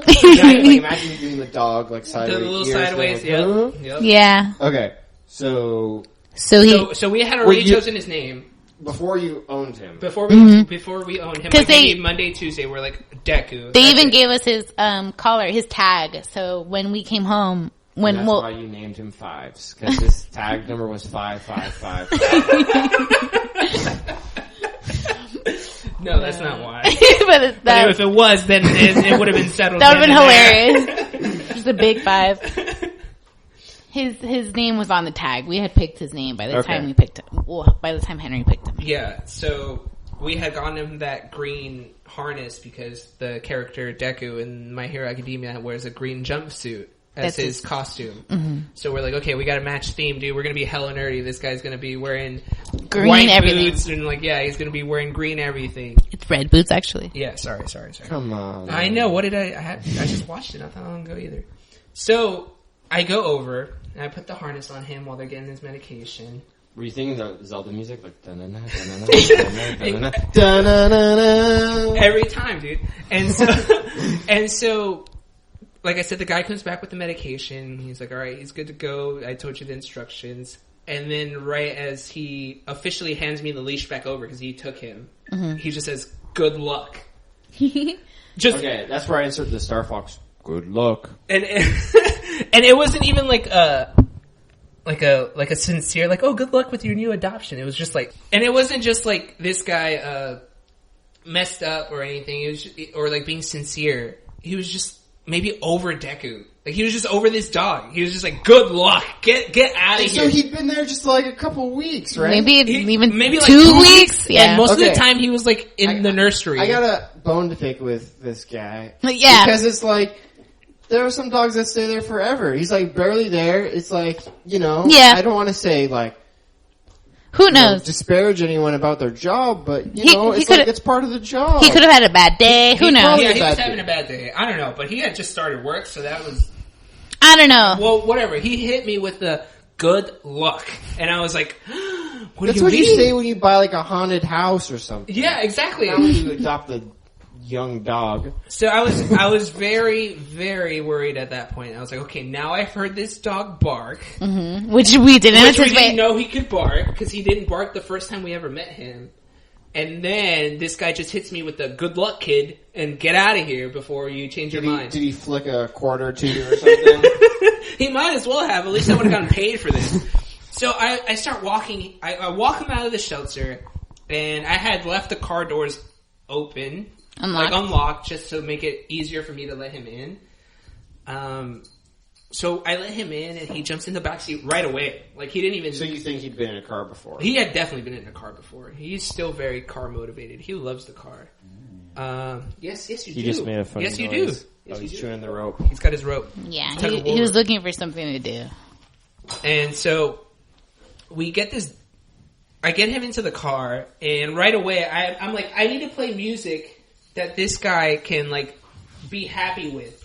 So I'm like, you know what makes me happy? Motown music. So I bust out some Stevie Wonder, and I just play it while we're driving back. And I was like, I need to show this guy that you're going to a happy place. Mm-hmm. Nothing but Stevie's gonna be on in the background. Maybe some little Michael. We took him a blanket that was just for him. Yeah, his own blanket. It was in the back seat. And, well, Henry took. And like, so he gets in the back seat, and right away he just lies down, like calmly, just lies down, doesn't bark at anything. And I'm like, okay, so this is off to a good start. But again, I'm remembering that this guy is heavily drugged at the moment, so he probably doesn't know what's going on. Although Al Henry is sending me pictures. Oh yeah, I'm trying to send pictures while driving on the highway responsibly. Yes, don't text and drive. Don't text and drive, ladies and gentlemen. So we get home, and I let him pee out in the front. Again, another 60 seconds. So I'm like, okay, this guy's been holding his pee for a very long time. He comes inside, and right away I show him to his bed, which was placed right behind you at first. Now it's placed in the bathroom because that's where he sleeps. Not because we hate him. Our bathrooms. You have a big bathroom. We have a very big bathroom, so he has a lot of space, and the door is always open, so he can come in and out as he pleases. So he's very chill when we get here. We have our dining table is like in the middle of our living room / dining area. So you guys did your dog proofing, right? We kind of did dog proofing, but we didn't buy a baby gate. We moved everything up. Okay, because when we had gotten Mikey, we had an old dog before, so it was kind of like, well, the old dog's not going to do anything. But then when you got this puppy, yeah, all bets are off. Yeah, absolutely. Like I felt like basically like it was like first time for me personally, like it was first time having a dog. You know, like we don't know what he's gonna do. We don't know what he's gonna like. He ended up chewing chairs and furniture and stuff like that. Dang, yeah. So that's what we were worried about. Again, we are renting, so we were so worried about the furniture and the cabinets. We were worried about the carpet. We were worried about the doors. So we had initially agreed, all right, this dog is not allowed in our room because our room is the only room in this apartment that has carpet. So we don't want him to tear up the carpet or pee in it. Yeah. So we're like, okay, he's only allowed in hardwood areas, so the bathroom, living room, kitchen, dining area. It's all open. It's all open space, yeah. So we get home, and the dining table was as it is, and I like lined up the chairs to make a little gate so he wouldn't come into the living room area, that he would just adjust. We're like, he doesn't know this space. He may not know where he can. He can and cannot. It may be like we wanted to avoid him getting too comfortable with the couch. Yes, we are not huge proponents of having the dog on furniture while we're home. Yeah. So he hasn't done it recently, but it was just so funny. Like Dewey gets kind of antsy when like dinner is being made. We're sorry if you hear this background noise. This is a train. Beautiful train. Our neighbor is a train. Not the band. No, from not San the Francisco. band. A physical train. I mean, it would be worse if the it was Amtrak, band. if you will.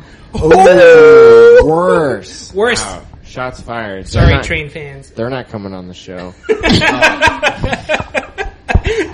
But John Mulaney, if you're available, open invitation. So there's just random times where I was like sitting in the other room, you know, like the TV room, and then Dewey just jumps, like goes on the couch. Like he doesn't normally do that. It was just like, this dog is wacko. He plays by his own rules. He's in his own universe. Anarchy. Looking back, I think that we were very we were overthinking it. Like, actually, I think we were thinking it correctly. Really? We just got very lucky. Ooh. Oh, okay. We did get very lucky. Okay. So I brought Deku over right away. He knew where I placed him was his bed, so he got pretty comfortable. He basically, he didn't pee on it, but he knew. He like walked around it, like marked it basically like, this is mine. And I stayed on the floor with him for like maybe an hour just petting him. At this point, I didn't have to go back to work, so it was like I got to just chill with him. So was he just sitting on the mat?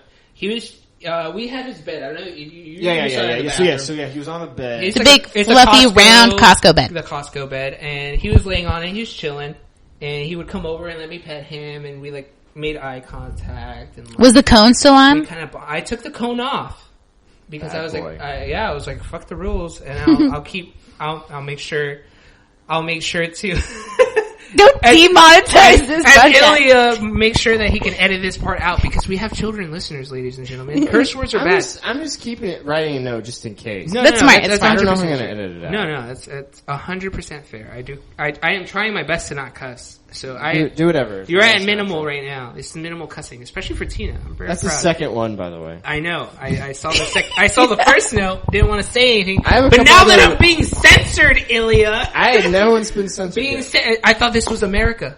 You got Deku all excited. By the way, in the description, he wears like a blue, is it polka dot? Yes. Polka dot, Like a bandana. Bandana, yeah. Mm-hmm. It's Now, we have put bandanas on dogs before. Did they like it? They've been ridiculed in my household. Aww. Now, that was with middle school boys. Oh. So that is... It was for 4th of July, and Sparky had like a flag bandana on. That holds no weight, dude. Middle school boys are a bunch of butt faces. Worst people. Worst people in existence. Yeah, it's nothing but hormones and angst. Mm-hmm. So we have. So you're petting him. We're petting him. We're bonding, and he's loving it. He's loving it. He's okay. Let me ask you: when he walked in the door, did he react? Did he like perk up, or did he react in any way? I would say that he was very neutral. I feel like he was very cautious. Maybe he felt like maybe this was temporary. I had that feeling like he's like, I know where I'm inside a house. I know I've been welcomed, but I don't know for how long, kind of thing. So he was very like alert. So Deku, when he's alert, he has his ears straight up, like, full 100. And like perk. But They're up and It's perk. not like the normal dog you'd expect to do that because he's a Basenji. Yeah. Right. Not the other types that he may or may not be. Like upset, yeah. You know what I'm talking about. Yeah. So Deku is very alert, but he's also being really sweet. Like he's just like calm and stuff. And the first thing he reacts to is the train that passes by. And I tell him as plain English as I could tell a dog. I guess. It's like, don't worry, that's a train. It comes by every like 3 hours. You better get used to it, kind of thing. And so he didn't react to it after that. What I did notice was he would react to people walking by the window, so I closed the window blinds. Ooh, yeah. And then he stopped, so that was nice. And then I think it was baseball playoff season. So it was mid-October, so the Dodgers were playing. And you're a Dodgers fan. I'm a Dodgers fan. The Dodgers were playing, and I was home early. Thick of the excitement. Thick of the weeds, dude. I'm a big fan of making it to the World Series and never winning. Big fan. 2 years in a row. 2 years in a row. No saltiness whatsoever, Ilya. Anyway. Damn Dodger fan. Giants fans. So I'm like, okay, stay on your bed. I'm gonna jump over the chairs and go sit on the couch and watch the baseball. Oh yeah, game. so you were on the inside. I was on the inside with him. Of the little barrier, yeah. The barrier. And after like maybe like 30, 40 minutes and streaming the game on my phone, I was like, okay, like he seems pretty fine. Like he's got water. He's not asking to go outside or anything like that. So I go over and I lay down on the couch and I start watching the baseball game. Maybe like 5 minutes in, he starts barking. I'm like, crap. What is it? What would a dog need right now? And I'm like, oh, maybe he hasn't pooped. I don't know. So I grab his leash. At that time, it was a harness. So we grab the harness and I go out. And then right when I was about to walk out the door, I realized I didn't have a poop bag. And we weren't ready with poop bags. We had everything else but poop bags because we ordered it on Amazon. You could be like most people and just leave it. No, I'm not. I am a good person, so I like to pick up the poop. I am a good Samaritan. So, on the top of our fridge, we have a bunch of paper bags, and I think we had like a Chipotle bag for some reason. So I grabbed that to pick up his poop. A paper bag. The paper Chipotle bag. Amateur. To grab his poop. I mean, some argue that's what the food tastes like. Yes, some people. I think it's good. Holla at Chipotle. So, I take this guy on a walk, and we make a left, and when we make a left, there's like a little shopping center, so there's no really any grass for him. There's not good There's not a good territory. pooping space, yeah. So we make it to a certain point where another apartment complex starts, and there's grass, and right when he hits it, he just straight lays a fat one, dude. A fat one. And not even like solid, but wet. And I was just like, dang, dude. Did you feed him? No! Okay, because... This guy probably hasn't pooped in like days. Okay, because there is a thing when certain dogs get new food, their poop is just a mess. No, it's a mess, yeah. And we have a story for that later. Oh, man. So we have a lot of stories, Ilya. We're beginning to get into the crust, and we're already a good hour in. So Be ready. Yeah, I'm ready. You're gonna be editing a good amount. So we get to this grass area, and he lays a fat one. And I'm like, okay, here we go, Chipotle bag. Time to work your magic. So I put my hand inside of it. And as I close my hand, as one would imagine a paper bag would do, it rips. And I just grab a handful of Deku poop. The first time I walked this guy. The first time I walked this guy, just a like hot steamy pile of fresh dung in my hand. I'm like, okay. You felt the warmth? I felt the warmth. It was warm. I was like, my guy, please. It's October, so it's a little chilly. Chillier. It's a little chilly. It's not too chilly. The sunlight's still out, and it was like 3:00.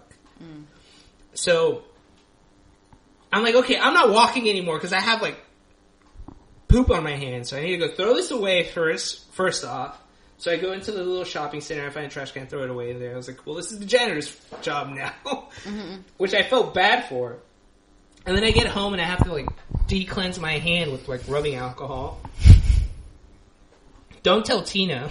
Because I don't want her judging me for using a paper bag. I definitely did. That's so funny. He panicked and grabbed a paper bag. So what we used to use, we always used to use the plastic grocery bags. Which is fair. That was ours. But in California, they banned those. They're bringing them back here in Sacramento. I see a lot of plastic bags. Really? They banned, like, the classic, like, Chinese food paper bag that you probably see in other places. They banned those in California. So we used to use those. Yeah. And then we eventually ran out. And so then we would just take them from parks and stuff like that. Yeah.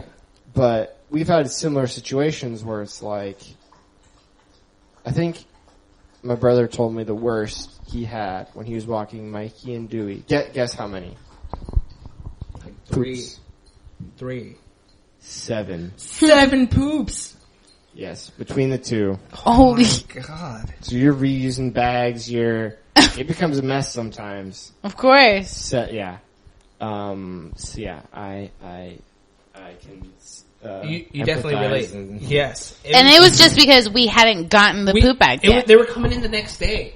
And I guess like in my rush and panic of this dog barking and I knew maybe he had to go poop, I was like, I'll just grab whatever I can reach first. And it just happened to be the Chipotle bag, which was a huge mistake.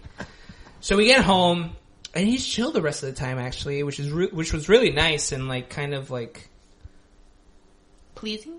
Maybe not pleasing, but it calmed my nerves. Because after getting hit with the good luck kid and like being thrown out of the shelter, like did you think of the good luck when you were picking up this turd? When I was picking up that turd and I got away, I was like, I need to return this dog right now. We're getting in the car. Let me get the receipt. We're getting the receipt. We're taking you back. But so around like 6 o'clock is when Tina would get home. At that time, there was still sunlight at 6 o'clock. So I wrangled this guy up with my lasso, and we went out to go pick up Tina. And the bus stop is like maybe half a block down our street. So I just walked over, picked her up. And he had his cone on, so everybody was staring at this dog the entire time. Like, what are these guys doing to this poor dog? Did he recognize you, Tina? Or? I think he did recognize me, but didn't really react. Okay. Yeah, he might have sniffed her. He was reacting the fact that he was outside and walking, I feel. Yeah. So, we'll get to that in a little bit. But Deku was very... he heard you. He does listen very well, which is very nice. He's very smart. He's too smart, which, again, we'll get to in a little bit. So we pick Tina up and we come home and he's very calm. We feed him. He's chilling. He's drugged up, so he doesn't care. He doesn't care about anything besides food and sleeping. That night is when we were so stressed out about the barrier. We were very stressed out about the barrier because we didn't know how he would do with the couch. With the couch or outside. With the furniture. And we do have stuff up pretty high that's valuable to us, but there's a lot of stuff like at reachable size for him. What's the White Walker going to do when he gets to the wall? Exactly. He's going to just go tear it ham. down. Tear it Go down. ham. It's gonna take control of a dragon. Spoilers. So we wanted to keep him out of the living room area, and that's why we tried a makeshift barrier. But obviously, that wasn't going to work the next day, so we were completely stressed out about it. The next day, we had to work. We didn't ask for the day work. off. We didn't ask for the day off. Luckily, our neighbor, shout outs to Colleen, and we'll send her this link so she'll be listening. Colleen, our neighbor, very sweet. Hi, Colleen. Hi, Colleen. How Thank you, doing? Colleen. Miss you. Hope Alaska's good. So he slept in the bathroom the first night, and he was totally fine. Didn't whine, didn't cry, didn't bark. He was just knocked out, zonked out from the drugs. So then that morning, I asked Tina, like, can you please text Colleen and see if she can check on Deku at about 11 or 12 o'clock. Take him out, let him pee, let him poop. He does so, and all fine until Saturday, when we run out of the drugs. We're done with drugs. Deku is no longer on Doggy Xanax. It's the real Deku time. Real Deku time. We're about to see what this dog is really like. So Saturday comes, and Tina and I had made plans before we adopted Deku to go to a Sacramento FC soccer game. Sacramento Republic, sorry, Sacramento Republic.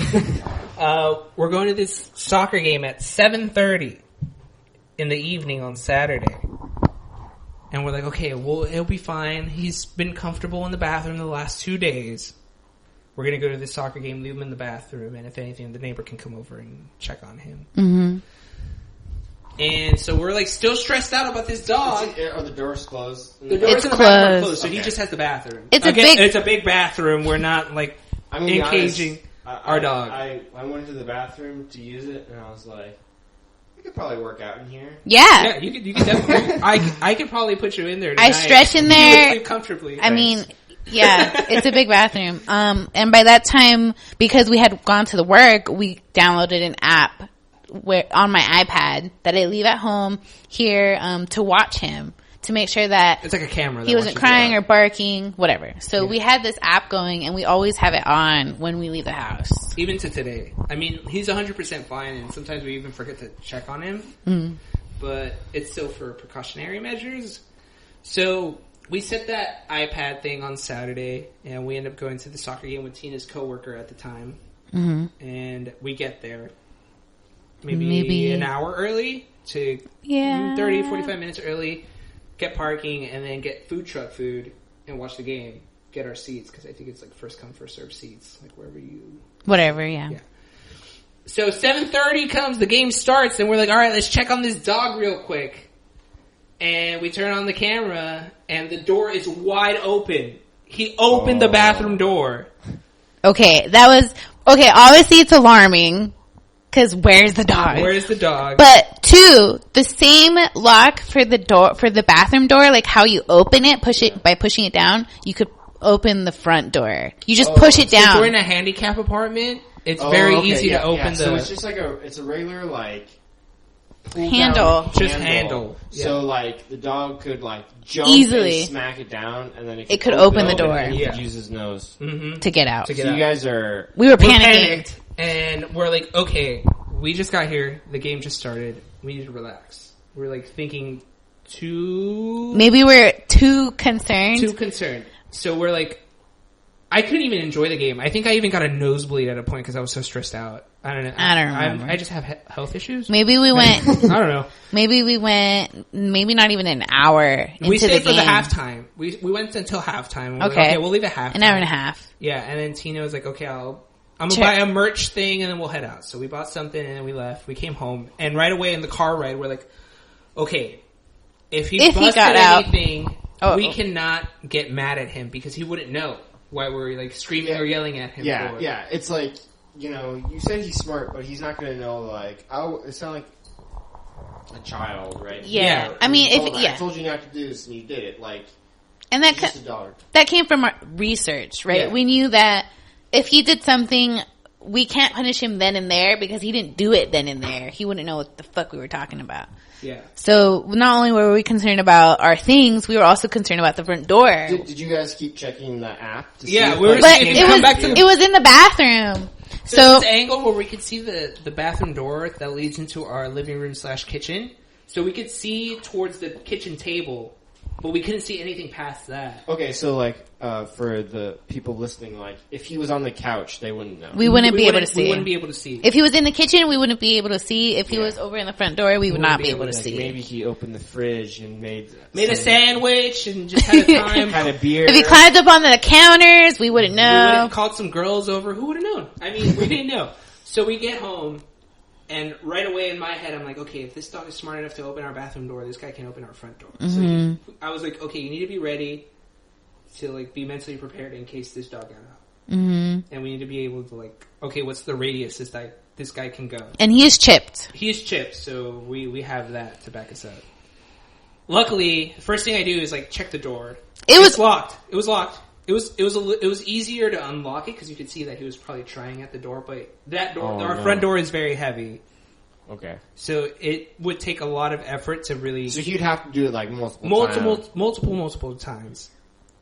And we walk into the door, and he's just chilling on the couch. Nothing is out. Did you guys leave the light on or anything? I don't remember. We left this light on, our kitchen light on. It wasn't like you walked in. It wasn't complete darkness. So we could see him on the couch, and he just stared at us. And right away, my reaction was relief. I was like, okay, this dog is still in this house. Mm-hmm. He didn't destroy anything. There's no pee or poop, I think. There wasn't any. Nothing. And he was just chilling on the couch. He was fine. He wasn't crying. I mean, we didn't hear him cry. No. And our neighbor didn't say... She said that he barked, but when we left, and then eventually he stopped. Yeah. But it took some time for him to stop barking. Mm-hmm. So we were like, okay. Wow. Yeah, we were impressed, relieved, and like, just happy. Yeah. With the fact. So Sunday we stayed home all day. Mm. And then Monday was like, time to experiment. Yeah. Experimentation time. Uh-oh. He didn't like the bathroom. Didn't like being enclosed. I think that's probably what it came down to. He doesn't like being in a small quartered area where he can't see the vast majority of it. So we're like, okay, our room has been off limits forever. So he's not allowed in our room, not even to like anything. Not even today. Only if we let him in. Only if we let him in. We have to like be like, all right, you're good. He's looking for his ball. He's looking for his ball right now. Yes, he loves that thing. We put it away because he was eating dinner, not because we hate him. So we're like, okay, we'll leave the bathroom door open and we'll give him free roam of the apartment. We put up anything that was like extra valuable a little bit higher up, like my PlayStation remotes. My Bob's Burgers Pops. Valuable. The Kobe stuff, I think we moved. I moved. I was like, that's the only thing that I love more than anything in this world is my Kobe stuff. Yeah. I think we didn't have the pillows on there. I'm not sure. But we moved like consoles, we moved Pops, we moved this Kobe stuff right here. Because Okay. If you messed that up, I'd be like, alright guy, we're going back. So...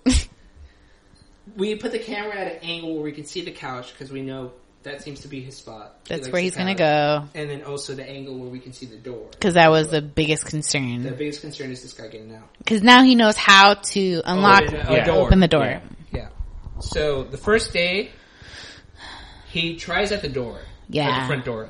And he's crying. Crying. Howling, barking. Do you guys have like the app open like constantly? Just kind of like the app is always running on the iPad. Like on your phone. No, I mean that first day, I think yes, I have it on my phone, and that's because it's connected to my iPad. Tina paid for it, and I don't want to pay another $5 to just get it on my phone. Okay. So Tina, you were looking. So I was looking at it at work, and I could hear him crying. I could hear him barking. I could see him try to like want to open the door, and our hope was that he would get over it and just go back to the couch. He would realize, okay, this door is heavy and I can't open it, so I'm just gonna go chill. Which eventually that first day he did. Did you guys think of putting any like barriers in front of the door? Yes. We did. Yes. So that Saturday when he broke out, I think maybe that Monday or Sunday, either one. That weekend, I went to go buy baby gates. Because I was like, okay, we can have that bathroom door open. He can still come out to the living area, but he can't come over to like lay on the couch. I want him over there. Didn't work out. Didn't work out. Basically, it didn't work out. Didn't work out. He got through it. Yeah. Did he jump over it or he just pushed? He pushed through it. He forced his way through that gate. Yep. See, we did that, and we have to like bungee cord. Oh. That's what we did in my house. That was probably smarter. Here's the app. So the app is called Pet Camera. If anyone needs it, $4.99 on that. Is it called Pet Camera? Yeah, Pet Monitor. Pet Monitor on Apple. I like it. $4.99. It's pretty good. You can't see anything because it's not on, but you basically click. If I'm using this device, I click Pet Monitor, and if I'm watching through this device, then it's pet camera. The other, vice versa. Yeah, sorry. yeah, okay. Yeah. Right, cool. And I could even talk to him if I wanted to, but I don't. we can yell at him if we needed to, but yeah. Deku. I am the great Deku. Deku. Please do not run away.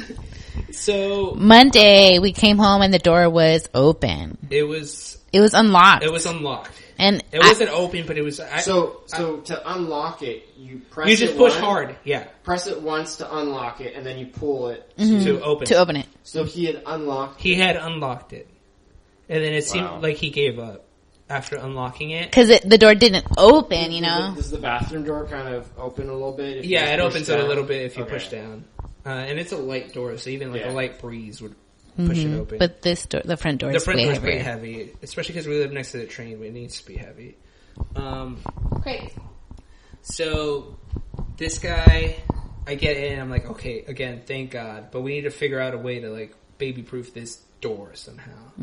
So we're like going through a bunch of like ideas of how to baby-proof this door, and none of them are ever for like front doors because you're not supposed to baby-proof a front door in case of emergencies and you need to get out. Oh, okay. Yeah. So we're like, okay, we can maybe get a gate for the front door, but it's a long gate and he's obviously good to get past the gates. He already knows how to get past the gate. So we're like, okay, look, if we're gone, we're gonna get a baby gate, like a baby-proof this door somehow from the outside. That way, when we come in, we're the only ones that can take it off. But the problem is someone can like mess with us here. Yeah, they could lock it from the outside. In, technically, right now, if someone was messed up and wanted to lock us into this apartment. And if they knew what it was. And if they knew what it was. By Sacramento, we meant parts unknown. Parts unknown! In the middle of the country where it's very difficult to get Midwest. to. Utah. Southeast Montana. It seems like the best option, and so far it is. It's been working out really well. Because he still goes for the door. He does go for the door. Because he understands, like, they leave through that. Yes, and there's no way for us to discipline him when he's doing it, because we're not in here, and he's not going to do it while we're in here. Yeah, as long as one of us or someone is home, he's 100% fine. But he will try for the door a couple times now. Yeah, very rarely. Very rarely now, thankfully. And it's calm. Like, it's a calm. He just jumps on it. It's not a panic. Tries to, like, put it, and then he just leaves. So, we ended up at a point, I was going to work on maybe like a week and a half in on having Deku. And I leave for work before Tina does, because at that point I was starting at around 7 a.m. And Tina would start at 8, so she would catch her bus at like 7:15. Mm-hmm. So I get to the car and I start backing up. And then from the corner of my eye, I see a 4-legged friend jump on the window. Oh. And it was Deku. And I was stunned. But I was like, I need to stay calm, because if I like freak out and like start chasing him, he'll run away. Like most dogs, they'll probably think it's a game. It's playing, yeah. Yeah, we're playing around. So I like mid-reverse, put the car in park in the middle of our parking lot. I get out of the car. And I just walk over to him, and I pet him, and I grab him by the collar, and I was like, we gotta go back inside. I think the reason he did it was because Tina was in the bathroom showering still. So he was like, I need to get out of here. I want to be with my human, and he's going for work for a while, so maybe if I get to the car. And he had remembered the car. He knew where it was. He knew where we parked. My dogs constantly smell our cars. Yeah. Like, no joke. It's because they want to know the smell when you come home. So I put him back in, and I was like, your dog got out. Because when he messes up, it's Tina's dog. Oh, okay. And when he's doing a great, fantastic job, oh, look at my dog. He's so cute. Oh, Deku. Yes, you a cutie. So I was a little worried at that point, and I was like, okay, we need to baby-proof this door. Mm-hmm. So we go to Target, and we get like a little baby-proof that like, from the outside, how it works is it closes the handle shut. Yeah, it's like a clasp. It's like a clasp, so the handle can't push it down. Okay. So if Deku tries his hardest, unless he like gains maybe 80 pounds, he won't be able to knock that clasp down. Mm-mm.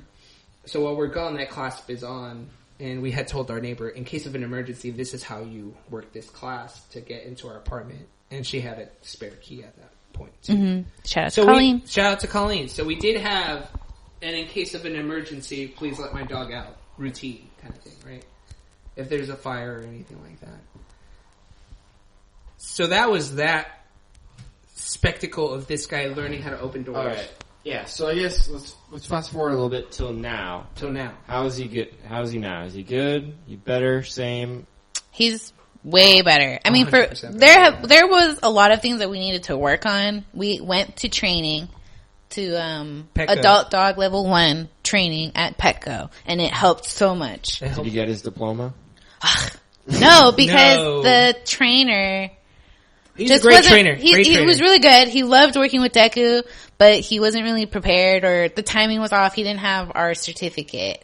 But he passed the class. He passed the class, and we taught him his fundamentals. Would you put his certificate on the wall? I would have put it on the fridge. It would have been next to the we have things on the fridge. Alex holiday Christmas card. I sent him me and Mike a Christmas card. It made the fridge. It's been there since we got it.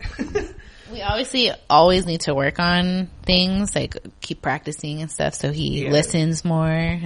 But he's so smart. He knows when we're angry, and he knows when we're happy, and he knows what we're looking for. Yeah. So, but the one thing that I don't know if Tina really knew this was I was very, very stressed out the first 2 weeks we got him. Right? How could you not? But it wasn't because of his behavior. It was on his walks. Oh yeah. His walks would kill me, dude. If you don't know me, I am a okay strong guy. I'm not you're pretty strong. A beefcake, but I can hold. Was he a puller? He was a puller, a lunger, a barker, and a frantic dog. On walks. On leash. It was unbearable. And that was the harness. And it was the harness. So I was doing research. And it was because of the harness? Because of the harness. So, a big thing that from the research that I did was, the harness is kind of letting the dog know, you're pulling me. That's your job. You're supposed to be leading me. Huskies in the Arctic. They're the ones leading. Oh, so he keeps pulling because he's you're going to correct me. Yeah. Okay. So, then I'm okay, we got to get rid of the harness. I'll get him a regular, just collar. A collar. A flat collar. Yeah, he still has a flat collar, mostly for aesthetics and to hold his It's just aesthetics, yeah, I understand. And it kind of worked on the pulling until he saw other dogs. So I think he was very insecure of himself. He wasn't a confident dog. Or he didn't have much association with other dogs, because that was another thing. Shelter dogs. Yeah, I mean, he was at the shelter, but it seems like every time he would see another dog or a new dog, he would get really just lunging, barking, and pacing and running in circles. It was, Yeah, so we, and with the flat collar, it closes their esophagus. Air tunnel? Their air tunnel, whatever. And so he started choking himself. So we're okay, this is bad. Mm-hmm. Yeah. Either he's gonna pull on the harness or he's gonna choke himself out one day. And I don't want that. And it was causing me a lot of stress because I was the one that walked him in the mornings and in the afternoons. And at that point we hadn't added a third walk yet. So Tina was basically not walking this guy, just me. Yeah. So I end up doing research, and before PETA gets on me, forewarning, I bought a prong collar. Do you know what a prong collar is? No, does it poke him? Should I show? You can bring it out. Describe it, though, whip me out the prong collar. So it's a Herm Springer prong collar. I did a lot of research on this because I obviously don't want to cause any pain to my dog. And what it does, it has a lot of unsharpened edges. They're rounded edges that cause a pinching. A pinching, a bite sensation, if an alpha was biting their Okay. Yeah, and it contributes even pressure along the along the neck, so it's not one isolated location that gets pulled. So it's all over the neck, and it's a correction tool also. So if he's doing something I don't like, I can say no and kind of give a little a little snap. A little tug. And it's like if a dog is biting him, you know how dogs correct each other in the dog parks or whatnot? So that was a lifesaver, Elia. Because like I literally was, I don't want to say it like too crassly, but I was very, very stressed out that I was like, I think I might. He was looking at behaviors. I'm gonna need to like get a $500 thing, and if that doesn't work out, I'm gonna need to return this dog because it's too much. So for us with Mikey, the harness worked. The harness was enough for him because it was the same thing. Like he is too insane; he will choke himself. Like he would jump at cars, he would jump at everything. So the harness has been good, and then like even like now, like he doesn't need it like 99% of the time. Yeah, and that's what our goal was. Like we're gonna use the prong collar until we know we can be confident enough where he won't be lunging with his flat collar. Is he still doing it? Every now and then he would bark, but he doesn't lunge. And when he first started with the prong collar, he was still like running in a circle, but he knew that. He's playing. They're playing tug of war right now with Tina. He's very energetic. He is very energetic. It's because we have a guest here. He's very excited. Did I just say that Henry has basically for the entire time that I've known him has called me Big Dog? The Big Dog. All right. Ready? Okay, so he's doing better on the walks. He's doing way better on the walks, and so my stress level went down. I even like called my brother at a point, and I was like, "Hey, man, like, you need to give me some advice." Because I don't think I can, I think I might have to return this dog. And my brother was like, you can't do that. Like, you've already created a bond. You knew what you were going to get yourself into. You got to find a way to fix it kind of thing. Like, you can't return a baby once you get the baby from the hospital kind of thing. So that prong collar did miracles. And then on top of that, with the training from Pecco, like just getting him on the mindset that we are the masters and he has to listen to us and do as we say. And at the same time, we're going to reward him for it. Like, we're going to give him pets, we're going to give him love, we're going to give him affection, treats, games, toys. And that he's safe with us. That was the big thing. Is like, we wanted to make sure he built that confidence because I knew from watching all those videos and doing research, was like confidence in a dog is a big thing because they're barking because they're scared. And that's the only way they can deter another dog from attacking them. It's like, if I start being crazy first, then they won't do anything. Yeah, I think when you told me that you got him, you asked me for advice. I did. And I sent you probably like 2 screens worth of a text. Yes, you did. And I think I said like, and then Google it. And then Google it, yes. It was sound advice, Elia. I really appreciated that because I was having a tough time. And then, well, after all that fiasco went down and after the training, he's been a fantastic dog. Yeah, so I met him earlier today for the first time. He barked at me a little bit, which is fine. And then he kind of jumped on me, and then he started just wanting to be pet by me. So I give him a thumbs up. Thank you. I really appreciate that. What my big thing was we got him in October. So it's like, okay, we're going to be going to LA for Christmas because we celebrate Christmas with my family in Los Angeles. Shout out to my family.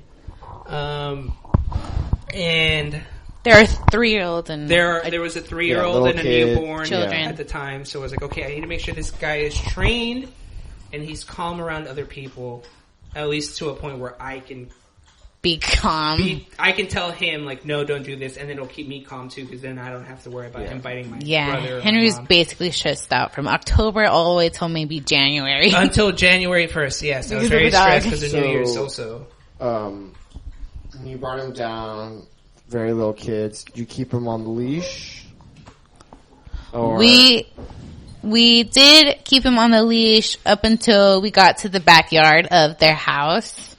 Then we kept him on the leash just for a little bit so that he could sniff the kids, basically. Okay. But then the kids, we told them that for the weekend at least, to not play too much outside because we weren't sure how he was going to react. And so we wanted to do it by like progressively, by steps. Yeah. So first was the meet. Then it was like a little bit of time out there. Then it was more, cause obviously toddlers, they're gonna run around and scream and the dog's gonna get so excited. We were anticipating that. And the dog Deku is way stronger than the kids. Yeah. He can push them down and stuff. So we did it progressively. Eventually, by the end of the weekend, he was out there with them, totally fine. They were out there playing. We taught the kids to tell him no, to tell him sit, and to push him away, basically, if they didn't like what he was doing. So by the end of the weekend, he was fine with the kids. Yeah, he was 100% fine. Yeah, he was nice to them, and they understood, like, if he's barking, then to tell him no. Or if he's doing, if he's like pushing him, no. You know, stuff like that. So we wanted the kids to also be confident around the dog and have the dog be confident around the kids. Yeah. And, I think my favorite thing is that apparently Deku, when we take pictures of him, he looks a lot bigger. Oh yeah, because that was a huge thing. They thought he was huge. Yeah. So when I sent a picture to my brother, being like, "Hey, we're coming out. We're on our way," and he's like, "Oh my god!" Like when I got there, he was like, "Dude, I thought your dog was a lot bigger than this." Because in the picture, he was in the car, and obviously he's sitting down, and he's like almost touching the ceiling of the car because he's got pointy ears, so the ears are damn near like half his size. So at that point, what made me nervous too is like I didn't tell my wife, so now you have to text her and let her know that you're bringing your brother. Yeah, my brother. And I was like, your sister-in-law. Yeah, my sister-in-law. And I was like, what do you mean you didn't tell your wife that I'm bringing my dog over? He's like, to your house. To your house. And he's like, well, you're the one that has to ask for permission. And I was like, oh. Literally on the way there. So I like text my sister-in-law. And I'm like, hey, Jess, how you doing? So, we're on our way? We're like an hour away. Did she know you had a dog? She knew we had a dog. We sent pictures all the time. Okay, but my family's also there, so I think maybe she thought, because apparently it wasn't communicated to her. She might have thought that he was going to my house since I have dogs at my family's house. Oh, boy. Yeah. So I had to like ask, like, hey, is it cool if the dog stays over? And she's like, yeah, as long as he doesn't come inside the house. Because she was at that point, I'm a firm believer of dogs being outdoors kind of thing. Mm-hmm. Then she which changes because she fell in love with this guy. So we show up and right away she's like, I thought he was a lot bigger than what he actually is. So that's the initial reaction we get from when we show pictures of him. It's like, cool. He's a lot bigger than actually he is. It sounds like you guys are doing a great job. Thank you. Sounding and seeing. Yeah. Probably better job than I've done with my dogs. Shout out to Dewey. But, so I guess this is an odd question. Do you guys feel satisfied? Do you feel your lives are better with him? I do. Actually. Absolutely. Again, so a little background. Yesterday was my father's birthday. And my father's birthday is a very happy day, but also at the same time a very sad day because he's no longer here with us. So I was feeling very bummed throughout the day at work and having to be at work and doing something that I didn't want to be doing. And I had told Tina that morning, like, hey, I'm going to take Deku to the dog park today. Mm-hmm. So I took him over to the dog park, and the entire time, like, he was just running around, and I just felt like at peace and calm because I wasn't really worried about anything else or nothing else was on my mind. And even just petting him and cuddling him, it's like, he knew I needed that. Yeah. So it was, and we were there for like an hour and a half until like the sunset. And I'm like, all right, time to get home because Tina's about to get mad that we're not home yet. So we get home and I was like, all right, dude, thank you. Like I needed that. Like I was like sitting there and I was like, I definitely needed this. Like it was a tough day at work and it was already a tough circumstance overall. So. Right. Yeah, I definitely feel happier too, knowing that Henry's a lot happier with the dog around. He brings me happiness too. So it's both. I think both of us, we both feel that he definitely is doing more.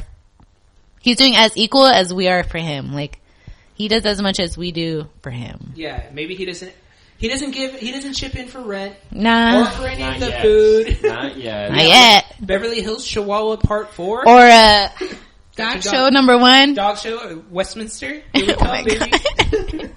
So John O'Hurley, you'll be hearing you saying Deku shortly. So I definitely think he's added a lot to our life. There are times where I mess around with Tina. It's like, I'm going to leave the door open, just let him get out. Just joking around. I'm never really going to do that because I do love this dog. And there are times where I'm like, God, just calm down. Like, I just want to go on a walk with you. Stop pulling me so much. Yeah. But 99% of the time when he's like really calm and just comes over and puts his head on you and you're just like, oh, dude, you're so sweet. Like, you're so calm. And he's definitely a good dog. And I really appreciate that. And I think he senses the love too. Like, we try to give off this calm aura when we're in the house or just around anywhere. We don't want to be like, I feel like the energy that one portrays is reflected on the dog sometimes. Mm-hmm. So if you're always like yelling and mad, then the dog's probably going to always be like on alert, ready to pounce or bark or whatever. Well, awesome. Thank you guys for sharing a wonderful story and talking about a wonderful dog. This was a very long episode. Yep. Not saying that negatively, but had a great time. Thank you for taking the time to record. Thank you for coming. Thank you for coming. Yes, we are very lonely here sometimes. We do live very far away from our friends. Well, and we've tried to go and record with you at your house, but it just hasn't been. And then once you got the dog, it was even more difficult. Mm-hmm. Yeah, there's no one here really to look after him because all of Tina's family. Or bringing him would be crazy. I don't know how much with your dogs. Dewey would do. Dewey would be fine, but awesome. Well, thank you for listening. If you like this show, please rate it on iTunes. That's a great place to rate it. The show is available on iTunes, Google Play, Spotify, and basically any podcast service. You can follow me at Twitter, just my name, Ilya Alexeyev, and there is a Twitter feed and Facebook page and some other social media things for the show at The Good Boy Pod. Mm-hmm.